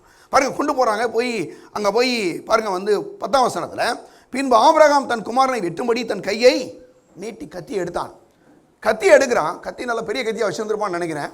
பெரிய கத்தி எடுத்துகிட்டு போகிறான். 11ஆம் வசனத்தில், அப்பொழுது கர்த்தருடைய தூதனானவர் வானத்திலிருந்து ஆபிரகாமே ஆபிரகாமே என்று கூப்பிட்டார். அவன் இதோ அடியேன் என்றான். என்னது, வானத்திலிருந்து கர்த்தருடைய தூதனானவர் கூப்பிட்றாரு ஆபிரகாம் பார்த்து. ரொம்ப சூப்பர் நேஷனல் நடக்குது. சொல்கிறாரு, என்ன சொல்கிறாருன்னா, ஆபிரகாமை கூப்பிட்டு சொல்கிறாரு, அப்பொழுது அவர் உன் பிள்ளையாண்டன் மேல் உன் கையை போடாதே, அவனுக்கு ஒன்றும் செய்யாதே, நீ அவனை உன் புத்திரன் என்றும் உன் ஏகசுதன் என்றும் பாராமல் எனக்காக ஒப்பு கொடுத்தபடினால் நீ தேவனுக்கு பயப்படுவன் என்று இப்பொழுது என்ன செய்கிறேன் அறிந்திருக்கிறேன். நல்லா போனீங்க. இந்த இடத்துல வந்து இவனுடைய பிள்ளையை போய் வெட்டி பலியிடும்படி சொன்னது வந்து ஆபிரகாமை சோதிக்கலை. நீங்கள் 2ஆவது சொன்னது நீங்கள் வந்து அந்த அந்த அதிகாரம் 22 1-2 நீங்கள் பார்த்தீங்கன்னா, அவர் ஆபிரகாமை சோதித்தார் மட்டும் இல்லை, ஆபிரகாமை சோதிக்கலை, ஆபிரகாமுடைய விசுவாசத்தையே சோதிக்கிறார். என்ன சோதிக்கிறாரு, 100 வயசில் கொடுக்கப்பட்ட பிள்ளை, இந்த பிள்ளை எனக்காக கொடுப்பானா அப்படின்னு சொல்லி அவனை வந்து ஒரு பயங்கரமாக டெஸ்ட் பண்ணுறாரு. இது ஒரு பெரிய டெஸ்ட் தான் சொல்லணும். சொன்னா அவன் போய் தைரியமாக சொல்கிறான். அவனுக்கு என்ன நம்பிக்கைனா, 100 வயசுல எனக்கு பிள்ளையை கொடுத்த ஆண்டவர், ஒருவேளை இந்த பிள்ளை செத்து போனா கூட, ஒரு வேதம் சொல்கிறாரு, அவர் அந்த செத்து போன அந்த சாம்பல்ல இருந்து ஒரு பையன் எனக்கு உருவாக்கி கொடுத்துருவாரு நம்பினாராம். என்ன மாதிரி ஒரு விசுவாசம் பார்த்தீங்களா? போன உடனே அங்கே என்ன நடக்குது, அங்கே போய் சொன்னோடனே அப்போ 13ஆம் வசனத்தில் ஆபிரகாம் தன் கண்களை ஏறெடுத்து பார்க்குறான். பார்க்கும்போது இதோ பின்னாக புதரிலே தன் கொம்புகள் சிக்கி கொண்டிருந்த ஒரு ஆட்டுக்கடாவை கண்டான். அப்பொழுது ஆபிரகாம் போய் கடாவை பிடித்து அதை தன் குமாரனுக்கு பதிலாக பலியிட்டான். ஆபிரகாம் அந்த இடத்துக்கு யெகோவா ஈரே என்று பெயரிட்டான். அதனாலே கர்த்தருடைய பருவத்தில் பார்த்து கொள்ளப்படும் என்று இந்நாள் வரைக்கும் சொல்லப்பட்டு வருகிறது. நல்ல கவனிங்க, இப்போ ஆடு வந்துருச்சு. ஆடு நல்ல கவனிங்க, அதை ஒரு பிரச்சனையை சொல்கிறாரு. இந்த ஆடு இருக்கே, எப்போது ஆபிரகாம் வந்து அவனுடைய வீட்டை விட்டு கிளம்புனானோ அப்பயே இவனுக்காக அந்த ஆடு வந்துச்சு. ஆடு வந்து கரெக்டாக வந்து இவன் இருக்கக்கூடிய அந்த மோரியா மலையிலே கர்த்தர் குறித்த அந்த இடத்துல, அந்த மோரியா மலையில் போய் அந்த ஆடு போய் கொம்புகள் சிக்கி கொண்டு இருக்குது. ரொம்ப ஒரு பெரிய விஷயம். ஏன்னா இவன் எப்போ கிளம்புனானோ அந்த நேரத்தில் அந்த ஆடும் கிளம்பிருச்சு. நல்ல கவனிங்களேன், கிளம்பி வருது, வந்து அங்கே என்ன செய்யுது, கொம்புகள் சிக்கி கொண்டு இருக்கு. அப்போ இவன் பார்க்குறான், பார்த்தா அந்த ஆடு சிக்கி கொண்டு இருந்ததை பார்த்துட்டு இப்போ கர்த்தர் சொல்கிறாரு, அந்த ஆடை என்ன செய்ய, உன்னுடைய மகனுக்கு பதிலாக பலியிடு அப்படின்னு சொல்கிறார். ஏன் இதை அப்படி சொன்னார் அப்படின்னா, இந்த வேதத்தில் வந்து பல வசனங்கள் சொல்லப்படுது. அதில் நிறைய விஷயங்கள், அது இது ஒன்று இந்த மாதிரி காரியங்களை பார்க்கும்போது ஒரு ஒரு சில சம்பவங்களை நீங்கள் பார்த்தீங்கன்னு வச்சுங்களேன், ஒரே வசனத்துக்கு 2 அர்த்தம் இருக்கும், சில நேரங்களில் 3 அர்த்தங்கள் கூட இருக்கும். இதில் வந்து சொல்லப்பட்டிருக்கிற இந்த ஆபிரகாமுடைய குமாரனாகிய ஈசாக்கா போய் இவர் மோரியா மலையில் பலியிடுற அந்த விஷயம் இருக்கு இல்லையா, இது வந்து முழுக்க இயேசுவுக்கு அடையாளமாக சொல்லப்பட்ட ஒரு விஷயம். காரணம் ஏன்னா, இது ஒரு பக்கம் இவனுடைய விசுவாசம் சோதிக்கிற விஷயமா இருந்தாலும் என்ன சொல்கிறாரு அப்படின்னா, ஈசாக்கு எந்த மனுக்குலத்தாலையும் இந்த மனுஷனுடைய ரத்தத்தினாலையும் மனுக்குலத்துடைய பாவத்தை என்ன பண்ண முடியாது, மன்னிக்க முடியாது. என்னன்னா குற்றமற்ற மாசற்ற ரத்தமாகிய தேவ ரத்தத்தை உடையவராக யாரு, தேவகுமாரனாய் இயேசுவால் மட்டுமே மனுக்குலத்துக்கு என்ன செய்ய முடியும், மீட்பு உண்டாகும். அவருடைய ரத்தம் மாத்திரம் தான் என்ன பண்ண முடியும், மனுஷனுடைய பாவத்திலிருந்து விடுதலை கொடுக்க முடியும் என்பதை அங்கே காட்டுறாரு. அது மட்டும் இல்லாமல் இன்னொரு விஷயத்தை பார்த்தீங்கன்னா அவர் சொல்றாரு, தேவன் தகன பலிக்கான ஆட்டை என்ன செய்வார், பார்த்துக்கொள்வார்னு சொல்ல ஆபிரகாமே சொல்றான். அப்போ என்ன சொல்றான்னா, மனுக்குலத்தினுடைய பாவத்துக்கு ஒரு பரிகாரம் செய்யக்கூடிய அந்த தகன பலிக்கான ஆடு யார் அப்படின்னா, ஆண்டவராய் இயேசுதான் அந்த ஆடு. அவர் பற்றி யோவான் 1:29 சொல்றாரு பாருங்க, 1:29, இதோ உலகத்தின் பாவத்தை சுமந்திருக்கிற தேவ ஆட்டுக்குட்டி என்று. அப்போ எப்படி சொல்றாரு, அவருடைய விலையேற பெற்ற ரத்தம், ஒரு மாசற்ற ரத்தம், குற்றமில்லாத ரத்தம், அப்படிப்பட்ட ஒரு ரத்தம் வந்து இந்த உலகத்தில் பாருங்க சிந்தப்படன்னு சொன்னால், தேவனை தம்மை தாமை தாழ்த்தி அடிமையின் ரூபம் எடுத்து மனுஷ சாயல் அந்த உலகத்திலே வந்து அடிக்கப்படுகிறார். அவருடைய ரத்தம் வந்து சிந்தப்படுது. அப்போ அங்கே பாருங்க, வந்து ஆபிரகாம் உடைய குமாரனாய் ஈசாக்கு பதிலாக எப்படி ஒரு ஆடு பலியிடப்பட்டதோ அதே போலதான் ஆதாமுடைய சந்ததிக்காக இந்த மனுக்குலத்தினுடைய பாவத்தையும் விடுதலை கொடுக்கும்படி, மீட்கும்படி பிதாவாகிய தேவனுடைய சொந்த குமாரனாய் இயேசுவை தேவன் உலகத்தில் என்ன பண்ணாருங்க, அனுப்பினார். அப்படி அனுப்பி அவரை சிலுவையிலே வந்து ஒப்புக் கொடுக்கிறார். அப்படி ஒப்புக் கொடுக்கிறது வந்து இன்னொரு விஷயத்தை பார்த்தீங்கன்னா, தேவன் தம்முடைய ரட்சிப்பின் திட்டத்தை என்ன பண்ணுறாரு, ஏற்கனவே தீர்க்கதரிசிகள் கூட சொன்னார் அவர் இல்லையா. யோவான் பாருங்க, ஆதியாமம் 3:15 முதல் முறையாக ஒரு தீர்க்கதரிசனம் சொல்லப்படுது. இந்த ஆதியாமம், யாத்திராமம், லேவியராமம், என்னாமம், ஒபாமா, இந்த 5 புஸ்தகங்களையும் தோரான்னு சொல்லி அழைக்கிறாங்க அந்த எபிரேய மக்கள். அப்படின்னா 5 புக்ஸ், அதாவது பஞ்சாமங்கள்னு சொல்கிறாங்க. அதில் இயேசு வருவார் என்று முதல் முறையாக சொன்ன தீர்க்கதரிசி யாருன்னா மோசே தான். அவர் அதில் என்ன சொல்கிறாரு, 3:15, ஸ்திரீயின் வித்து சர்ப்பத்தின் தலையை நசுக்குவார், அவர் குதிங்காலை நசுக்குவான், அவர் தலையை நசுக்குவார் என்று முதல் முறையாக ஒரு தீர்க்கதரிசனம் சொல்லப்படுது. இந்த தீர்க்கதரிசனத்தில் என்ன நடந்துச்சு அப்படின்னு கேட்டிங்கன்னா, ஸ்திரீயின் வித்துன்னு சொன்னோன்னே ஒரு பெண்ணுக்கென்ற எந்த ஒரு வித்தும் கிடையாது. அப்போ ஸ்திரீயின் வித்து யாருன்னு சொன்னால், பிற்காலங்களில் மரியாள்கிட்ட வந்து பாருங்கள், தேவனே தம்முடைய வித்தை என்ன பண்ண போகிறாரு, அனுப்ப போகிறார். அந்த வித்தின் மூலமாக அந்த மனுக்குலத்துக்கு என்ன செய்து ஒரு பெரிய பாவ மன்னிப்பு உண்டாக போகுது என்பதை அது காட்டுகிறது. அப்போ இயேசு இந்த உலகத்தில் வந்து வர்றாரு. அப்போ வந்து அவர் பாவம் இல்லாதவர், குற்றம் இல்லாதவர், மாசற்றவர், அப்படிப்பட்ட ஒரு தேவன் வந்து இந்த உலகத்தில் என்ன பண்ணுறாரு, வந்து அடிக்கப்படுகிறார் என்பதை குறித்து அவர் முன் யோசனை உள்ள தேவன் மட்டுமல்லாமல் அவர் ஏற்கனவே தீர்க்கதரிசி மூலமாய் பல இடங்களை வந்து சொல்கிறார்.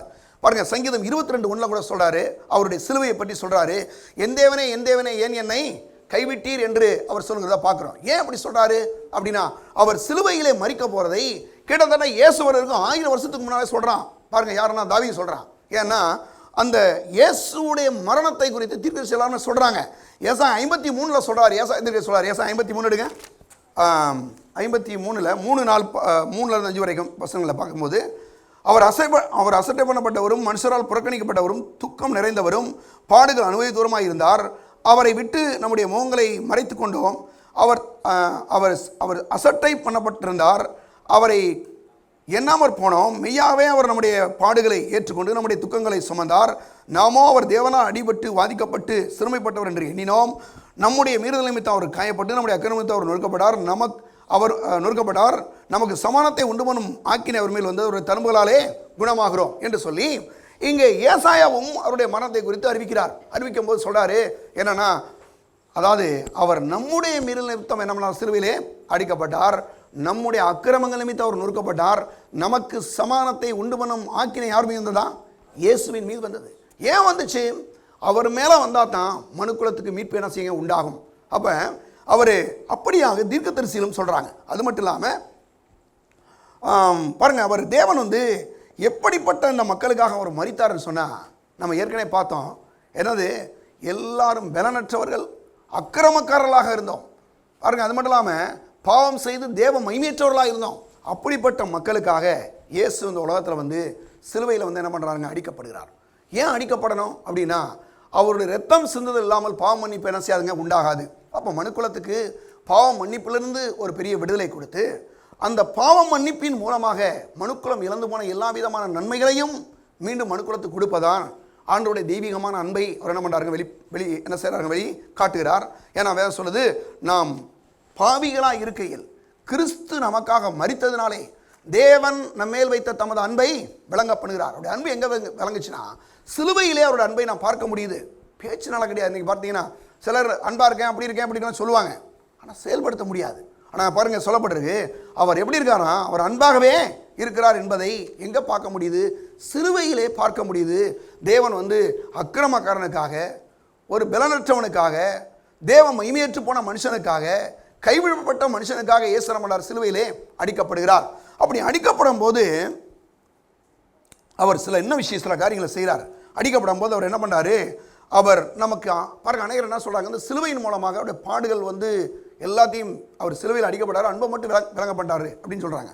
அவருடைய அன்புல விளங்க பண்ணதில் வந்து நிறைய விஷயங்கள் இருக்கு. என்னென்னா, அந்த அவர் அடிக்கப்பட்ட இரத்தத்தை சிந்தி மரித்த போது மனுக்குலம் இழந்து போன ஆசீர்வாதங்களை எல்லாவற்றையும் திரும்பவுமாய் என்ன பண்ணார், மனுக்குலத்துக்கு கொடுக்கும்படியாக அழிக்கப்படுகிறார். அப்பா இருக்காருன்னு வச்சுங்க, அப்பா அன்பாக இருக்கிறேன்னு சொல்லிட்டு பிள்ளைக்கு எதுவுமே கொடுக்கலன்னா அவர் நல்லா அப்பாவா? புருஷன் இருக்காருன்னு வச்சுங்க, உன் மேலே அன்பாக இருக்கேன்னு சொல்லிட்டு நான் வந்து என்ன பண்ணிடுறேன், நான் வந்து எதுவுமே கொடுக்க மாட்டேன் அப்படின்னு சொல்லிட்டு இருந்தாருன்னா அவருக்கு வந்து ஏதாவது அவர் அன்பாக இருக்காருன்னு அர்த்தமா? கிடையாது. ஏன்னா அன்புன்றது செயலை காட்டணும். அன்புன்றது வந்து எப்போதுமே செயல்படுத்துனீங்கன்னா தான் அது வந்து நடக்கும். இல்லைன்னா அது வந்து அன்பு கிடையாது, அது பேச்சளவில் தான் இருக்குது. ஏன்னா அப்போ மனுஷனுடைய அன்பெல்லாம் பாருங்கள், அந்த பேச்சளவில் போகிறது. ஆனால் தேவனுடைய அன்பு எப்படிப்பட்டதாக இருக்குதா, அது வந்து வெளியிலே காட்டுது. அவருடைய அன்பை காட்டினார். பாருங்கள், வேதம் சொல்லுது, எடுங்க, அவர் சிலுவையிலே போய் ஒப்பு கொடுக்கப்படுகிறார், அடிக்கப்படுகிறார். எடுங்க, அவரை குறிப்பாக ஒரு 7 இடங்களில் அடித்ததாக வேதம் சொல்லுகிறது. அவருக்கு வந்து ரத்தம் பீரிட்டு வந்ததாக வேதம் ரொம்ப தெளிவாக சொல்லுது. எடுப்போம். முதலாவது அவருடைய கேர்சமணி தோட்டத்தில் போய் அவர் ரத்தத்தை சிந்துகிறார். எடுப்போம். மத்தேயு சுவிசேஷம், லூக்கா சுவிசேஷம் எடுங்க. லூக்கா சுவிசேஷம் 22ஆம் அதிகாரம், ஓகே, 44வது வசனம் பாருங்கள், நான் வாசிக்கிறேன். அவர் மிகவும் வியகுலப்பட்டு அதிக ஊக்கத்தோட ஜெபமணினார். அவருடைய வேர்வை இரத்தத்தின் பெருந்துளிகளாய் தரையிலே விழுந்தது. நல்ல குனிங்க. முதல் முறை இவர் எங்கே போகிறாரு, அந்த கெர்சமனி தோட்டத்துக்கு போகிறார். அந்த இடத்துல ஒரு பெரிய விசேஷம் என்னென்னா, அங்கே ஒரு பெரிய திராட்சை பழ ஆலை இருந்ததாக வேத வல்லுநர்கள் சொல்கிறாங்க.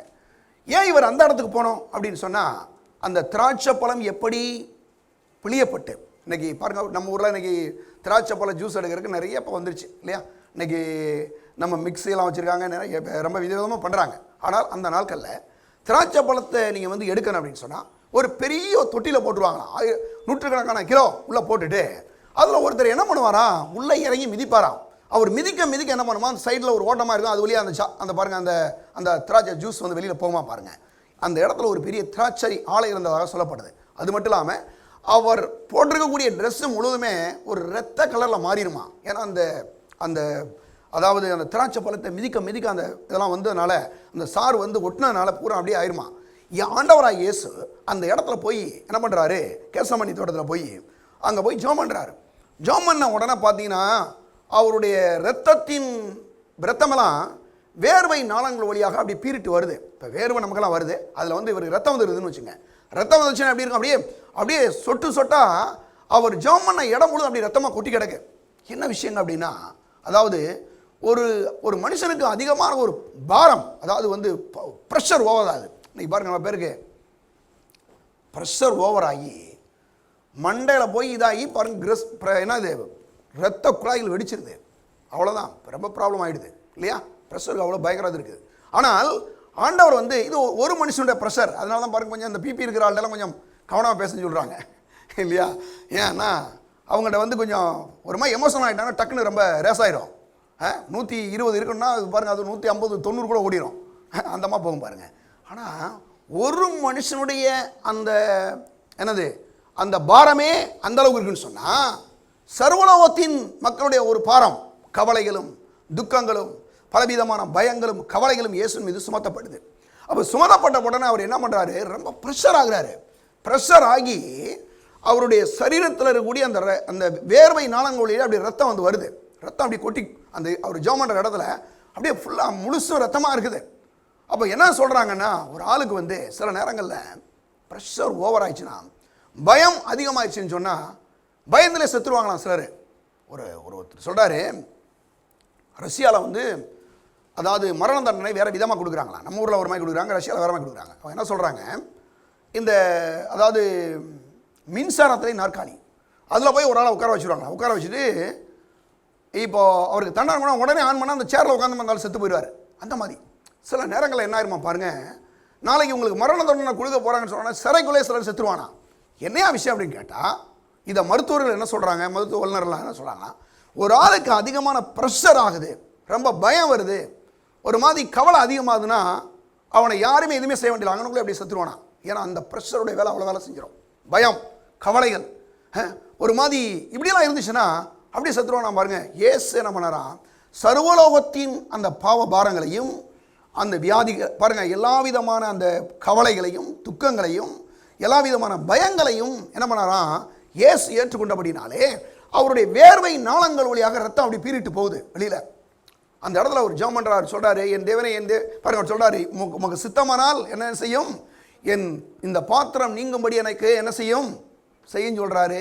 அவர் சொல்கிறார், ஒருத்தர் சொல்கிறார், ஒரு வல்லுநர் சொல்கிறாரு, ஒரு நிமிஷம் இயேசுவே அந்த பயங்களும் அந்த பாரங்களும் அந்த கவலைகளும் அப்படியே ஒரு நேரம் தேவசித்தை செய்யலாமா இல்லையன்ற மாதிரி அவர் ஒரு மாதிரி பேச வச்சிருச்சு. ஏன்னா அந்த அளவுக்கு ஒரு பெரிய பயங்கரமான ஒரு பயங்களும் பாரங்களும் கவலைகளும் அவர் மீது சுமத்தப்பட்டுச்சு. நீங்கள் அப்படி இருந்ததுனால தான் அவர் என்ன பண்ணுறாருன்னா, அந்த இடம் முழுவதும் ரத்தமாய் இருக்கிறது இல்லையா. அந்த திராட்சை ஆலையில் அந்த மிதிக்கிறவன்ற ரத்தம் அந்த அந்த அந்த சாரெலாம் எப்படி இருக்குதோ அதுபோல் ஆண்டவராக இயேசு கிறிஸ்துடைய சரீரத்தில் இந்த ரத்தம் அப்படி பீறிட்டு அந்த இடம் முழுவதிலும் அப்படியே பாருங்க கொட்டி கிடக்கிறது. காரணம், மனுக்குலத்தினுடைய எல்லா விதமான அந்த கவலைகளையும் துக்கங்களையும் பயங்களையும் இயேசு தன் மீது ஏற்றுக்கொண்டார். இதை மாதிரி ஒரு விடுதலை இன்றைக்கி எந்த தெய்வமே கொடுக்காதுங்க. இந்த உலகத்தில் எத்தனை தெய்வம் இருக்குது, எந்த தெய்வமாவது பயத்தில் இருந்து மனுஷனை அப்படியே விடாங்கன்னா குழுவிக்க கொடுக்காது. ஆனால் இயேசு ஆண்டவராக இயேசுல வரும்போது மனுஷனுடைய பாவத்துக்கு அவனுடைய பயத்துக்கு ஒரு முற்றுப்புள்ளி நடக்குது. பயத்திலிருந்து விடுதலை வந்துடுது, கவலையிலிருந்து விடுதலை வந்துடுது.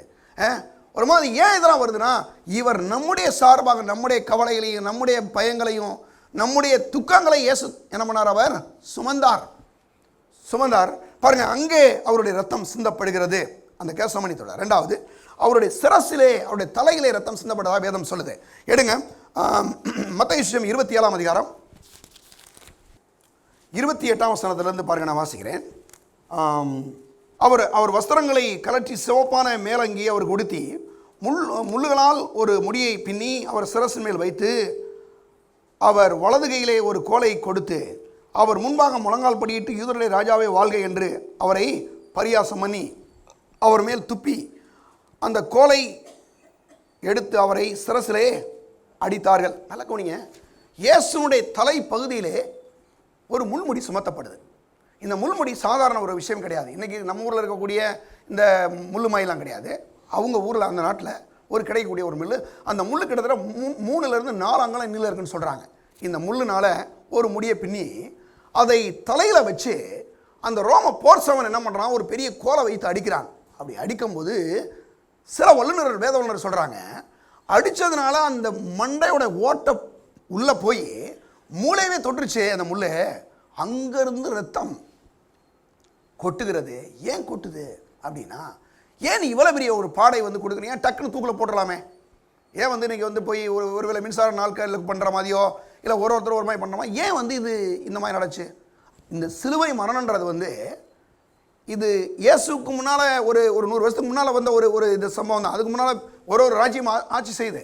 இந்த ரோமருடைய காலத்தில் இந்த இதை கொண்டு வர்றாங்க. அவங்க என்ன நினச்சாங்க, சிலுவையில் வந்து ஏன் வந்து இவரை இந்த மாதிரி அடிக்கலாம் அவங்க பிளான் பண்ணாங்கன்னா, சிலுவையே வந்து அவங்க என்ன அவங்கள பொறுத்தவரை எப்படி இருந்துச்சுன்னா, இது வந்து ஒரு சபிக்கப்பட்ட சிலுவை.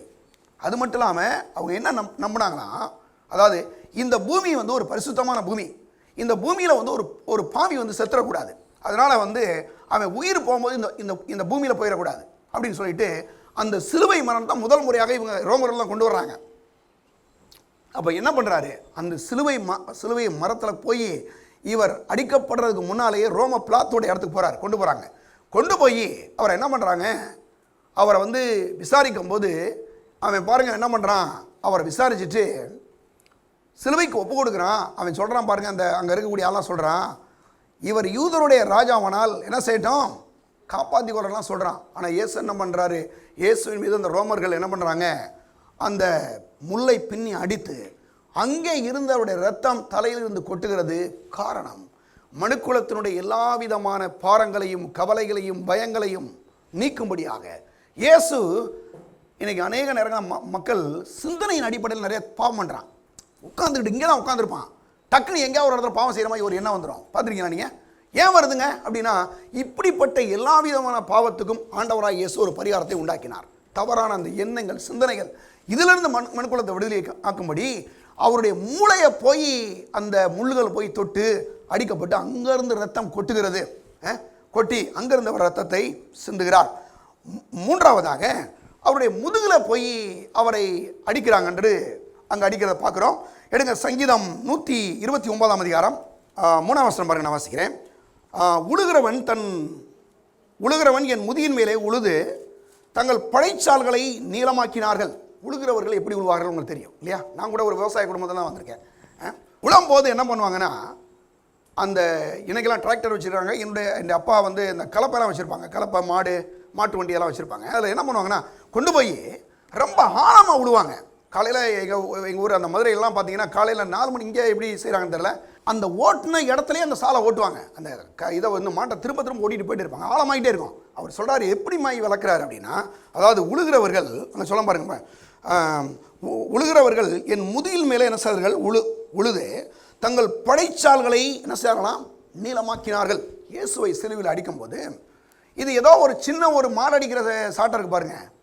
நம்ம ஊரில் 20 ரூபாய்க்கு ஒரு சாட்டை வச்சுருப்பான். அதுல தான் அந்த மாடு ஓட்டுறதுலாம் ஒரு சின்ன ஒரு மாதிரி இருக்கும், அந்த மாதிரி இருக்கும். அந்த மாதிரி சாட்டலை. இது எப்படின்னா, இது வந்து ஒரு முறை நீங்கள் அடிச்சிங்கன்னா 30, அதாவது ஒரு அது 9 இடத்துல போய் பதியுமா பாருங்கள். எப்படின்னு சொன்னால், அந்த சாட்டையே அந்த வார் அடிக்கப்படுற அந்த வார் இல்லை, அது வந்து பூனை தோலினால் செய்யப்பட்டிருக்குமா. செஞ்சது மட்டும் இல்லாமல் அது வந்து சில இரும்பு கொக்கிகள் வந்து அந்த ஒருவர்களையும் போட்டுருக்குன்னு சொல்கிறாங்க.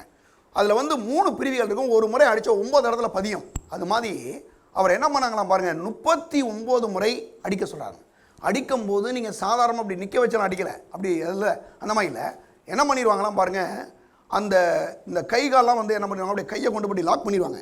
லாக் பண்ணிவிட்டு பின்னால் இருந்து ஒரு பலம் வாய்ந்த ஒரு ரோம போர்சவன் என்ன பண்ணுவானா, அடிச்சுட்டு கொஞ்ச நேரம் அப்படி விடுவானா, விட்டுட்டு அப்படி இழுப்பானா. அப்படி இழுக்கும்போது அங்கே இருந்து சதைகள் பிக்கப்பட்டு அங்கே இருக்கக்கூடிய செவர்களை போய் ஒட்டிக்கிச்சான்.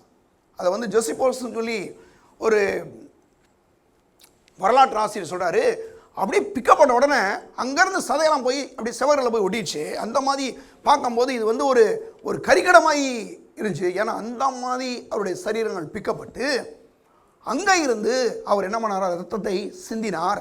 காரணம், கிட்டத்தட்ட ஒரு 390 முறை அவர் மேலே பட்டிருந்துருக்கணும், அந்த அடி பிக்கப்பட்டிருக்கணும். பின்னால் அவருடைய முதுகு பையில் இருக்கக்கூடிய எல்லா சதைகளும் பிக்கப்பட்டுருச்சு.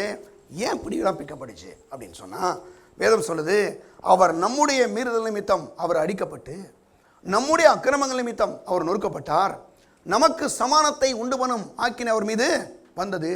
இயேசுவின் காயங்களால் என்ன செய்கிறோம், இயேசுவின் தழும்புகளால் குணமாகிறோம். பாருங்க, மனுக்குலத்தினுடைய எல்லா விதமான வியாதிகளையும் தேவன் தன் மீது ஏற்றுக்கொண்டார். அதான் வேற சொல்லுது, 1 பேதுரு 2:24 சொல்றாரு, நாம் பாவங்களுக்கு செத்து நீதிக்கு பிழைத்திருக்கும்படிக்கு இயேசு தாமே தமது சரீரத்திலே நம்முடைய பாவங்களை சுமந்தார், அவருடைய தழும்புகளாலே குணமானீர்கள். பாவம் மட்டும் இல்லைங்க, மனுக்குலத்தினுடைய எல்லா விதமான வியாதிகளை இயேசு சுமந்திருக்கிறார்.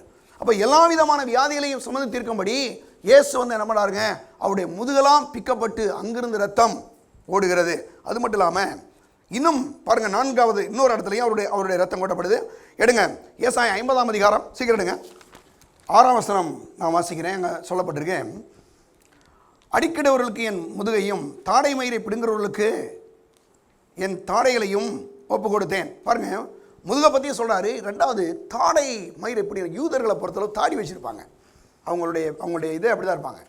இருக்கும்போது என்ன பண்ணார்களாம், அவருடைய தாடியில் இருந்து அந்த ஒவ்வொரு முடியும் ஒரு குரடை வச்சு அப்படி பிடிக்கிட்டானா அந்த ரோமர்கள் பிடுங்கினா. அங்கே இருந்து என்னாதுங்க, ரத்தம் அப்படி கொட்டுது. காரணம், மனுக்குலத்தினுடைய வார்த்தையினாலே என்ன செய்யுதுங்க, பாவம் செய்யுது. எத்தனை பொய் என்னென்னமோ நடக்குது பாருங்களா. எல்லாவற்றுக்காகவும் இயேசு என்ன பண்ணாருங்க, ரத்தத்தை சிந்துகிறார். பாருங்க, சிந்தி மனுஷனுடைய பாவத்துக்கு ஒரு பெரிய பரிகாரத்தை உண்டாக்குகிறார். எடுங்க, இதை பற்றி இன்னும் ஒரு பகுதிக்கு நம்ம செல்வோம். எடுங்க, அவருடைய கன்னத்திலே அங்கிருந்து அவர் அறைந்தனாலே ரத்தம் வந்ததாக வேதம் சொல்லுது. எடுங்க, லூக்காஸ் 22ஆம் அதிகாரம் 22:64 வசனம் சொல்லுது, அவருடைய கண்களை கட்டி அவருடைய முகத்திலே அறைந்து, உன்னை அடித்தவன் யார், அதை ஞான திருஷ்டினால் சொல் என்று அவரை கேட்டது மன்றி. கன்னத்தில் ஏதோ கையை வச்சு அடிக்கிற, கோலை வச்சு அடிச்சிட்டான்னு சொல்கிறாங்க. என்ன பண்ணனா, அரைந்தது கோலை வைத்து அடித்து அங்கு இருந்து அவருடைய ரத்தம் என்ன செய்யுதுங்க, கொட்டப்படுது. காரணம், அவர் ஏசாயா சொல்கிறாரு, எனக்கு அழகும் இல்லை சௌந்தரியமும் இல்லை, என்னுடைய அழகெல்லாம் எல்லாத்தையும் கெடுத்துறான். ஏன்னா உலகத்திலே ரொம்ப பர்ஃபெக்டாக ரொம்ப அழகாக உருவாக்கப்பட்டது 2 பேர் சொல்கிறாங்க. ஒன்று ஆதாம், 2வது இயேசு, 2 பேர் தான். அப்போ இவ்வளோ ஒரு பர்ஃபெக்டான ஒரு ஆளை போய் என்ன பண்ணுறான், அவரை அடித்து அவருடைய கண்ணம்லாம் பிக்கப்பட்டு அங்கேருந்து ரத்தம் வருது.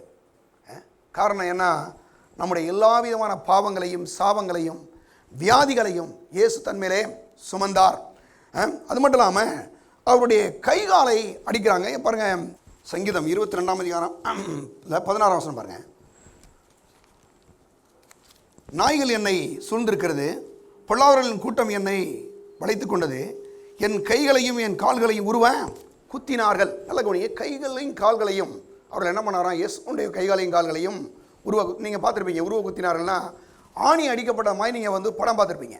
பார்க்கும்போது இந்த இடத்துல இந்த உள்ளங்கையில் ஒரு சின்னதாக ஒரு டாட் மாதிரி இருக்கும், அங்கேருந்து ரத்தம் இருக்கும். அப்படிலாம் பண்ணிங்கன்னா நீங்கள் ஒரு ஆளுடைய வெயிட் சாதாரணமாக ஒரு 70 to 80 கிலோ ஒரு நல்ல ஒரு வாலிபனுடைய அந்த வெயிட் அப்படின்னு வச்சுங்க. நீங்கள் இந்த சின்ன ஆணியை வச்சு 70-80 கிலோ வெயிட்டை நீங்கள் தாங்கிறதுக்கு வாய்ப்பே கிடையாது. அப்போ என்ன பண்ணியிருக்கிறாங்க அப்படின்னா, அதாவது அவருடைய கைகளையும் கால்களையும் உருவ குத்தினார்கள் அப்படின்றது இதை ஃபோட்டோ அடிக்கிற ஆணியை வச்சு பண்ண முடியாது. இது எப்படி செஞ்சுருக்காங்கன்னா, இது இந்த விறகு உடைக்கிறதுக்கு ஆப்பு வச்சுருக்காங்க இல்லையா, அந்த மாதிரி ஒரு 2 ஆப்புகள் அதை வச்சு உள்ளங்கையில் நீங்கள் அடிச்சிங்கன்னா உள்ளங்கை 2ஆக கிழிஞ்சிடும். அவ்வளோ பெரிய வெயிட்டு தாங்காது. அது அவங்க என்ன பண்ணாங்களாம், இந்த மணிக்கட்டு பகுதியில் பாருங்கள் 2 பக்கம் அடித்து இந்த மணிக்கட்டில் இருக்கக்கூடிய எலும்புகளை துளைத்து கொண்டு என்ன பண்ணிச்சான், அந்த ஆணிகள் போய் அங்கே இருந்து ரத்தம் கொட்டுகிறது. காரணம் அங்கேருந்து ஏன் ரத்தம் கொட்டப்படுது அப்படின்னு சொன்னால், வேதம் சொல்லுது அங்கே அந்த வசனத்திலே பார்த்தீங்கன்னா, என் கைகளையும் என் கால்களையும் உருவ குத்தினார்கள், என் எலும்புகளை எல்லாம் நான் என்ன செய்யலாம், எண்ணலாம். காரணம், அவர் நமக்காக கடைசி சொட்டு ரத்தத்தையும் அவர் சிந்தும்படியாக என்ன பண்ணுறாரு, எல்லா மனுக்குலத்தினுடைய அந்த பாவத்தையும் பாரங்களையும் வியாதிகளையும் தரித்திரங்களையும் சாபத்தையும் இயேசு தன் மீது என்ன செய்கிறாங்க, ஏற்றுக்கொண்டு அங்கே அவர் அடிக்கப்பட்டு ரத்தத்தை சிந்துகிறார். அப்போ அப்படியே அதே போல் பாருங்கள், கால்களை பற்றி சொல்லப்பட்டிருக்கு பாருங்கள். அப்படியே என் கைகளையும் என் கால்களையும் உருவ குத்தினார்கள். குத்தும் போது இந்த காலை நீங்கள் பார்த்துருக்கும் போது இந்த உள்ளங்காலில் வச்சு அடித்தது மாதிரி படம்லாம் பார்த்துருப்பீங்க. அதுவும் இல்லைன்னு சொல்கிறாங்க வல்லுநர்கள். என்ன சொல்கிறாங்கன்னா, 2 காலையும் ஒன்றா ஜாயின் பண்ணிவிட்டு அந்த 2 குதிங்காலுக்கு முன்னால் அந்த மணிக்கட்டு இருக்கு பாருங்கள், அந்த இடத்துல தான் அவங்க அந்த அடிச்சிருக்கணும். கிட்டத்தட்ட ஒரு 1.5 அடி நீளமான ஒரு பெரிய ஆப்பது. அந்த மாதிரி ஆப்பை வச்சு அடித்தா தான் கிட்டத்தட்ட சிலுவையினுடைய உயரம் ஒரு 13 அடிக்கு மேலே இருக்குன்னு சொல்கிறாங்க. ரொம்ப உயரமான ஒரு சிலுவை. அப்படிப்பட்ட ஒரு சிலுவையில் இவர் அடிக்கும் போது அந்த ஃபுல் வெயிட் அது தாங்கும் அப்படின்றாங்க.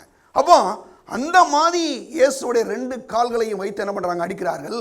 அங்கே இருந்து ரத்தம் என்ன செய்யுதுங்க, கொட்டப்படுகிறது. ஏன் குட்டுறாரு அப்படின்னா, நான் திரும்ப சொல்கிறேன், மனுக்குலம் செய்த அந்த பாவத்துக்கான ஒரு பெரிய பரிகாரத்தை அங்கே தேவன் செய்தார். வேற சொல்லுது, நாம் பாவிகளாய் இருக்கையில் கிறிஸ்து நமக்காக மரித்ததினாலே தேவன் நம்மேல் வைத்த தமது அன்பை விளங்கப்படுகிறார். அன்புன்றது ஏதோ ஒரு பேச்சில் கிடையாது. நீங்கள் எத்தனை தெய்வங்கள் இருக்கு, நீ அங்கே வா இங்கே வான்னு சொல்லிட்டு போகுது. ஆனால் நான் சொல்கிறேங்க, இவரை மாதிரி ஒரு நேசிக்கக்கூடிய தெய்வத்தை நீங்கள் பார்க்க முடியாது. நான் பிரசங்கம் பண்ணிட்டு இருக்கேன் இல்லையா, அவ்வளோ மொட்டை எடுத்துருக்கிறேன், அவ்வளோ மாவளக்கு எடுத்துருக்கிறேன், என்னென்னமோ பண்ணியிருக்கிறேன். எத்தனை தெய்வங்களை போய் என்னென்ன பண்ணிட்டு இருக்கு, ஒன்றும் நடக்கலைங்க. என்ன விஷயம் தெரியுமா உங்களுக்கு அப்படின்னா, சின்ன வயசுல இருந்தே எனக்கு இந்த 2 கண்ணும் தெரியாது. அப்போ நீங்கள் படிச்சுட்டு எனக்கு காதில் சொல்லணும், நான் கேட்டுட்டு திரும்ப என்ன பண்ணுவேன், அவங்கள்ட்ட சொல்லுவாங்க, படித்து எனக்கு எழுதி கொடுப்பாங்க. இப்படி தான் நான் படிச்சுட்டு வந்தேன். கிட்டத்தட்ட 10th வரைக்கும் அப்படி தான் வந்தேன். எங்கள் வாத்தியார் சொல்கிறார் பாருங்கள், ஸ்கூலை விட வெளியில் போயிரு அப்படின்ட்டார். எங்கேயாவது ஒரு பிளைண்ட் ஸ்கூலில் போய் சேர்ந்துக்கிட்டார். அந்த டைமில் தான் இயேசுவை குறித்து எனக்கு ஒருத்தர் அறிவித்தார். இயேசுவை அன்றைக்கி நான் ஏற்றுக்கொண்டேன். ஏதோ அன்றைக்கி நான் பண்ணுறேன் பிரசங்கம் அப்படின்னு நினைக்க கூடாதுங்க. பாஸ்டர் நான் எங்களுக்கு அதை தெரியும் இதை தெரியும் இல்லை, எத்தனையோ கோயில்களுக்கு போயிட்டாச்சு. எங்கள் அப்பா ஒரு முறை எனக்கு நல்லா ஞாபகம் இருக்குது, ஒரு கட்டில் செஞ்சு கொடுத்து ஒரு கோயிலே போய் படுக்க வச்சுட்டாரு. அங்கே தான் படுத்திருப்பேன் நான். இவ்வளத்தையும் செஞ்சுட்டு ஏன் இயேசு நல்லவர், ஏன் இப்படிப்பட்ட தெய்வம் நான் சொல்கிறேன் தெரியுமா, இத்தனையும் செய்ய முடியாத ஒன்றை இயேசு செய்ய முடியும். ஏதோ நான் பண்ணுற பிரசங்கம் அந்த சும்மா நீங்கள் அநேகர் அப்படி நினச்சிக்குவாங்க பாருங்கள், இவர்களாம் பாசுக்கலாம் இல்லைங்க. இது நான் ஏதோ ஒன்று சொல்கிறக்கால, இவரை மாதிரி ஒரு நேசிக்கக்கூடிய தெய்வம் இந்த உலகத்தில் யாருமே கிடையாது. 1000 முறை 1000 என்னென்ன பண்ணி பாருங்க. ஆனால் இது எல்லாற்றையும் செய்ய முடியாத ஒன்றை இயேசுவால் செய்ய முடியும்னு சொன்னால், நாம் பாவிகளாக இருக்கையில் கிறிஸ்து நமக்காக மரித்ததினாலே தேவனுடைய அன்பு எவ்வளவு என்று பெரிதென்று பாருங்கள். அவருடைய அன்பு மிக ஆழமான ஒன்று. இவையெல்லாம் முடியாத ஒன்றை இயேசு செய்தார். ஏன்னா நாம் பாவிகளாக இருக்கையில் கிறிஸ்து நமக்காக மரித்ததினாலே தேவன் நம்ம மேல் வைத்த தமது அன்பை வழங்க பண்ணியிருக்கிறார். நான் சொல்கிறேன், இந்த குட் ஃப்ரைடே அன்னைக்கு நீங்கள் ஒருவேளை பல காரியங்கள் நம்பியிருந்தீங்கன்னா அதனுடைய முடிவு தோல்வி தான், எனக்கு நல்லா தெரியும். ஆனால் ஆண்டவராக இயேசுட்டு நீங்கள் வருவீங்கன்னு சொன்னால், இதை மாதிரி ஒரு அற்புதமான ஒரு வாழ்க்கை, ஒரு ஆசீர்வதிக்கப்பட்ட ஒரு வாழ்க்கை. என் சின்ன வயதில் நான் ரொம்ப ஏகப்பட்ட எங்கள் அப்பாவுக்கு டிஸ்டர்பன்ஸ், அவ்வளோ தொல்லை. எங்கேயும் என்னை நம்பி காசு வச்சுருக்க முடியாது, எடுத்துகிட்டு போயிடுவேன். எனக்கு என்னென்னா சினிமா பார்க்கணும் போய், அப்படி தான் இந்த வேலை. எங்கள் வீட்டில் ஒரு 6-7 வீடு வாடகை விட்டுனாங்க. சாராயம் வாங்கி அவனுக்கு பூரா சாராயம் வாங்கி கொடுக்குறதா நான் தான். வயசு எவ்வளோ தெரியுமா, 8 வயசு. 8 வயசுக்குள்ளே இவ்வளோ வேலை.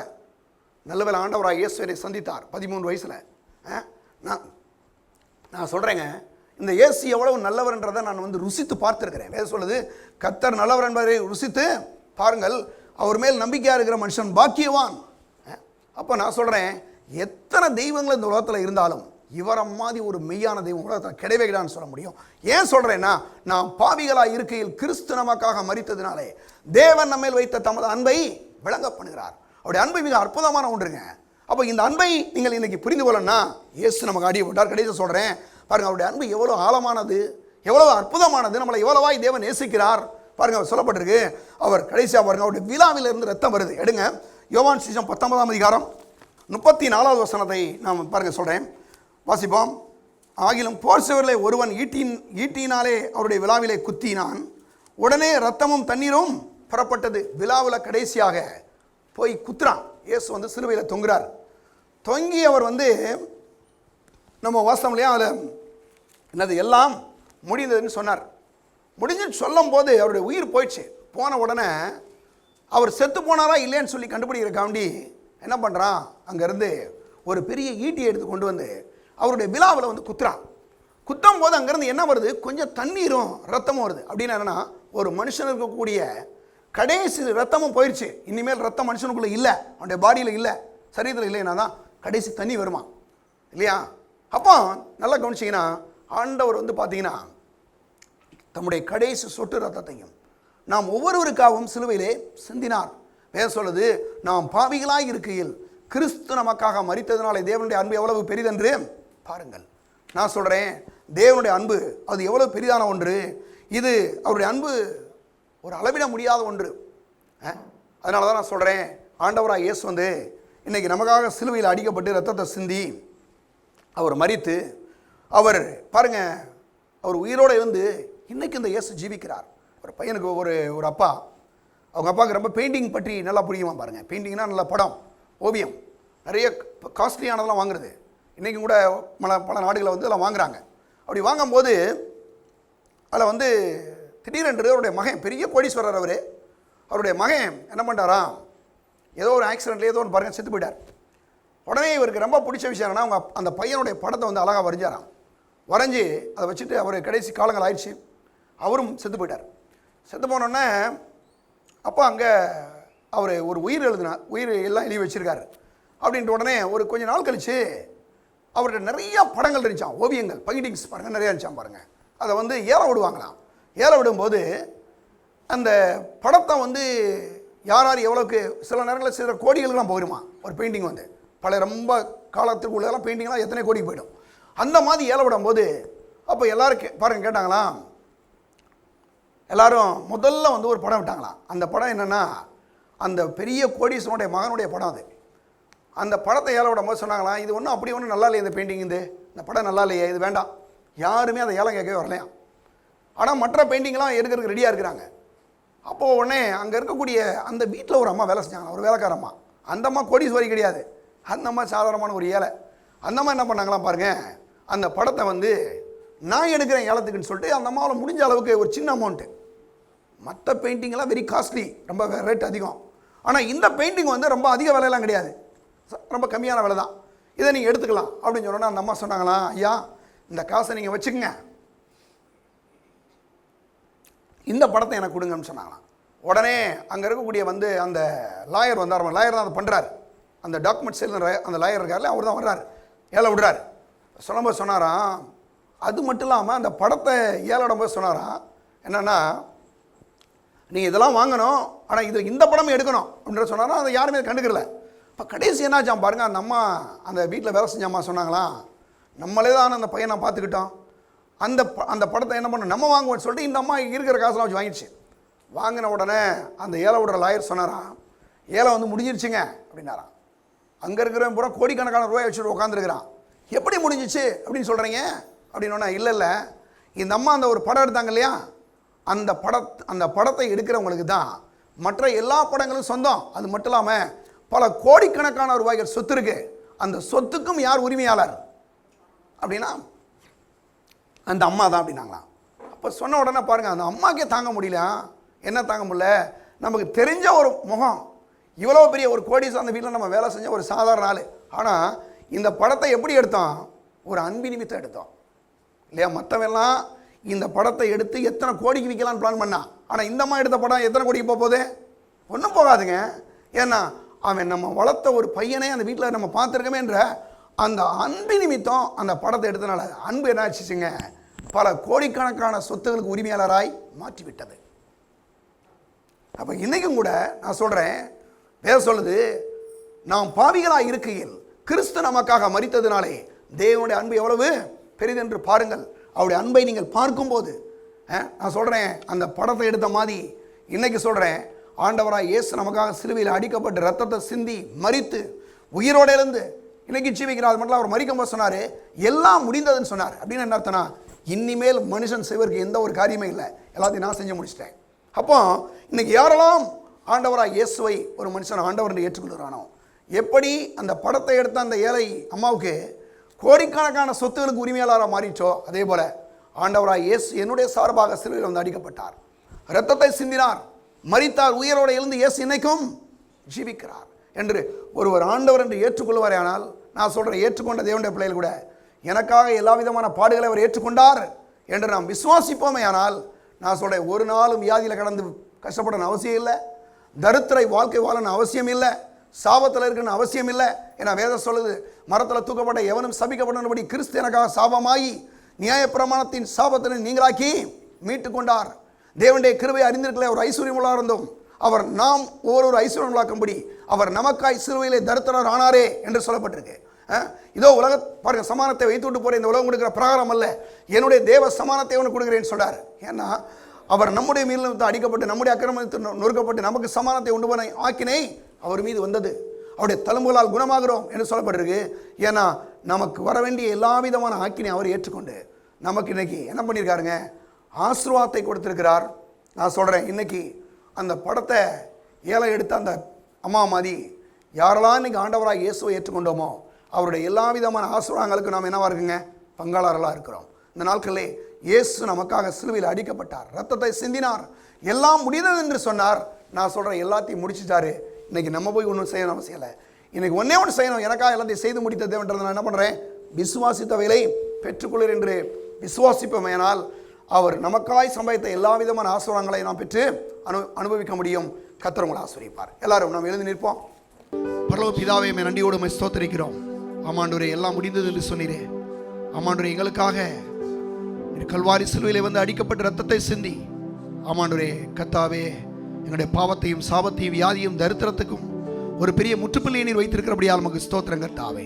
இந்த நாளில் கூட கல்வாரி சிலுவையில் அடிக்கப்பட்ட இயேசு கிறிஸ்து நீர் பிரதிட்சமாய் உடைய மக்கள் மத்தியில் வெளிப்படுவீராக. நாங்கள் செய்கிற கிரியினால் அல்ல ஆண்டவரே, உங்களுடைய தெய்வீக கிருபையினால் நம்முடைய இரக்கத்தினாலே எங்களுடைய பாவத்தெல்லாம் மன்னித்து எங்களை தேவனுடைய பிள்ளைகளாய் பரிசுத்தவான்களாய் மீட்கப்பட்ட ஜனங்களாய் எங்களை மாற்றியிருக்கிறபடியால் நமக்கு ஸ்தோத்திரம். எப்படி ஒவ்வொருவரையும் ஆசீர்வதியும். இந்த நாளிலே வந்திருக்கிற ஒவ்வொருடைய தேவையை சந்திப்பீராக ஆண்டவரே. இந்த நாளில் கல்வாரி சிலுவையில் அடிக்கப்பட்ட இயேசு ஒவ்வொருடைய வாழ்விலையும் வரும்படியாக, அவருடைய இதயத்திற்கு வரும்படியாக ஆவியானவரை நீர் கிரியை நடப்பிக்கிறபடியால் நமக்கு ஸ்தோத்திரம் ஆண்டவரே. நாட்களை பல காரியங்களை செய்து கூட தங்களுடைய வாழ்க்கையில் எந்த ஒரு முன்னேற்றம் இல்லாத அந்த மக்களுக்காய் வருகிறோம். உடைய வாழ்க்கையில் ஒரு பெரிய முன்னேற்றத்தை, ஒரு பெரிய ஆசீர்வாதத்தை உடைய ஜனங்கள் கட்டளையிடுவீராக. நீர் எல்லாவற்றையும் சிலுவையிலே செய்து முடித்தீர் என்று நாங்கள் விசுவாசிக்கிறோம். எங்களுக்காய் கடைசி சொட்டு ரத்தத்தை சிந்தினீர் ஆண்டவரே. உடைய கல்வாரி அன்புக்காய் நன்றியோடு ஸ்தோத்திரிக்கிறோம். உடைய மக்கள் ஒவ்வொருவரையும் ஆசீர்வதியும். இயேசுவின் நாமத்தில் ஜெபிக்கிறோம் பிதாவே, ஆமென். நம்முடைய கர்த்தராகிய இயேசு கிறிஸ்துவின் கிருபையும் பிதாவாகிய தேவன் அன்பும் பரிசுத்த ஆவியானுடைய ஐக்கியமும் இப்பொழுதும் எப்பொழுதும் நம்மோடு கூட இருப்பதாக. ஆமென். இயேசு ராஜாவுக்கே ஜெய், இயேசு ராஜாவுக்கே ஜெய், இயேசு ராஜாவுக்கே ஜெய். கர்த்தர் உங்களை ஆசீர்வதிப்பார்.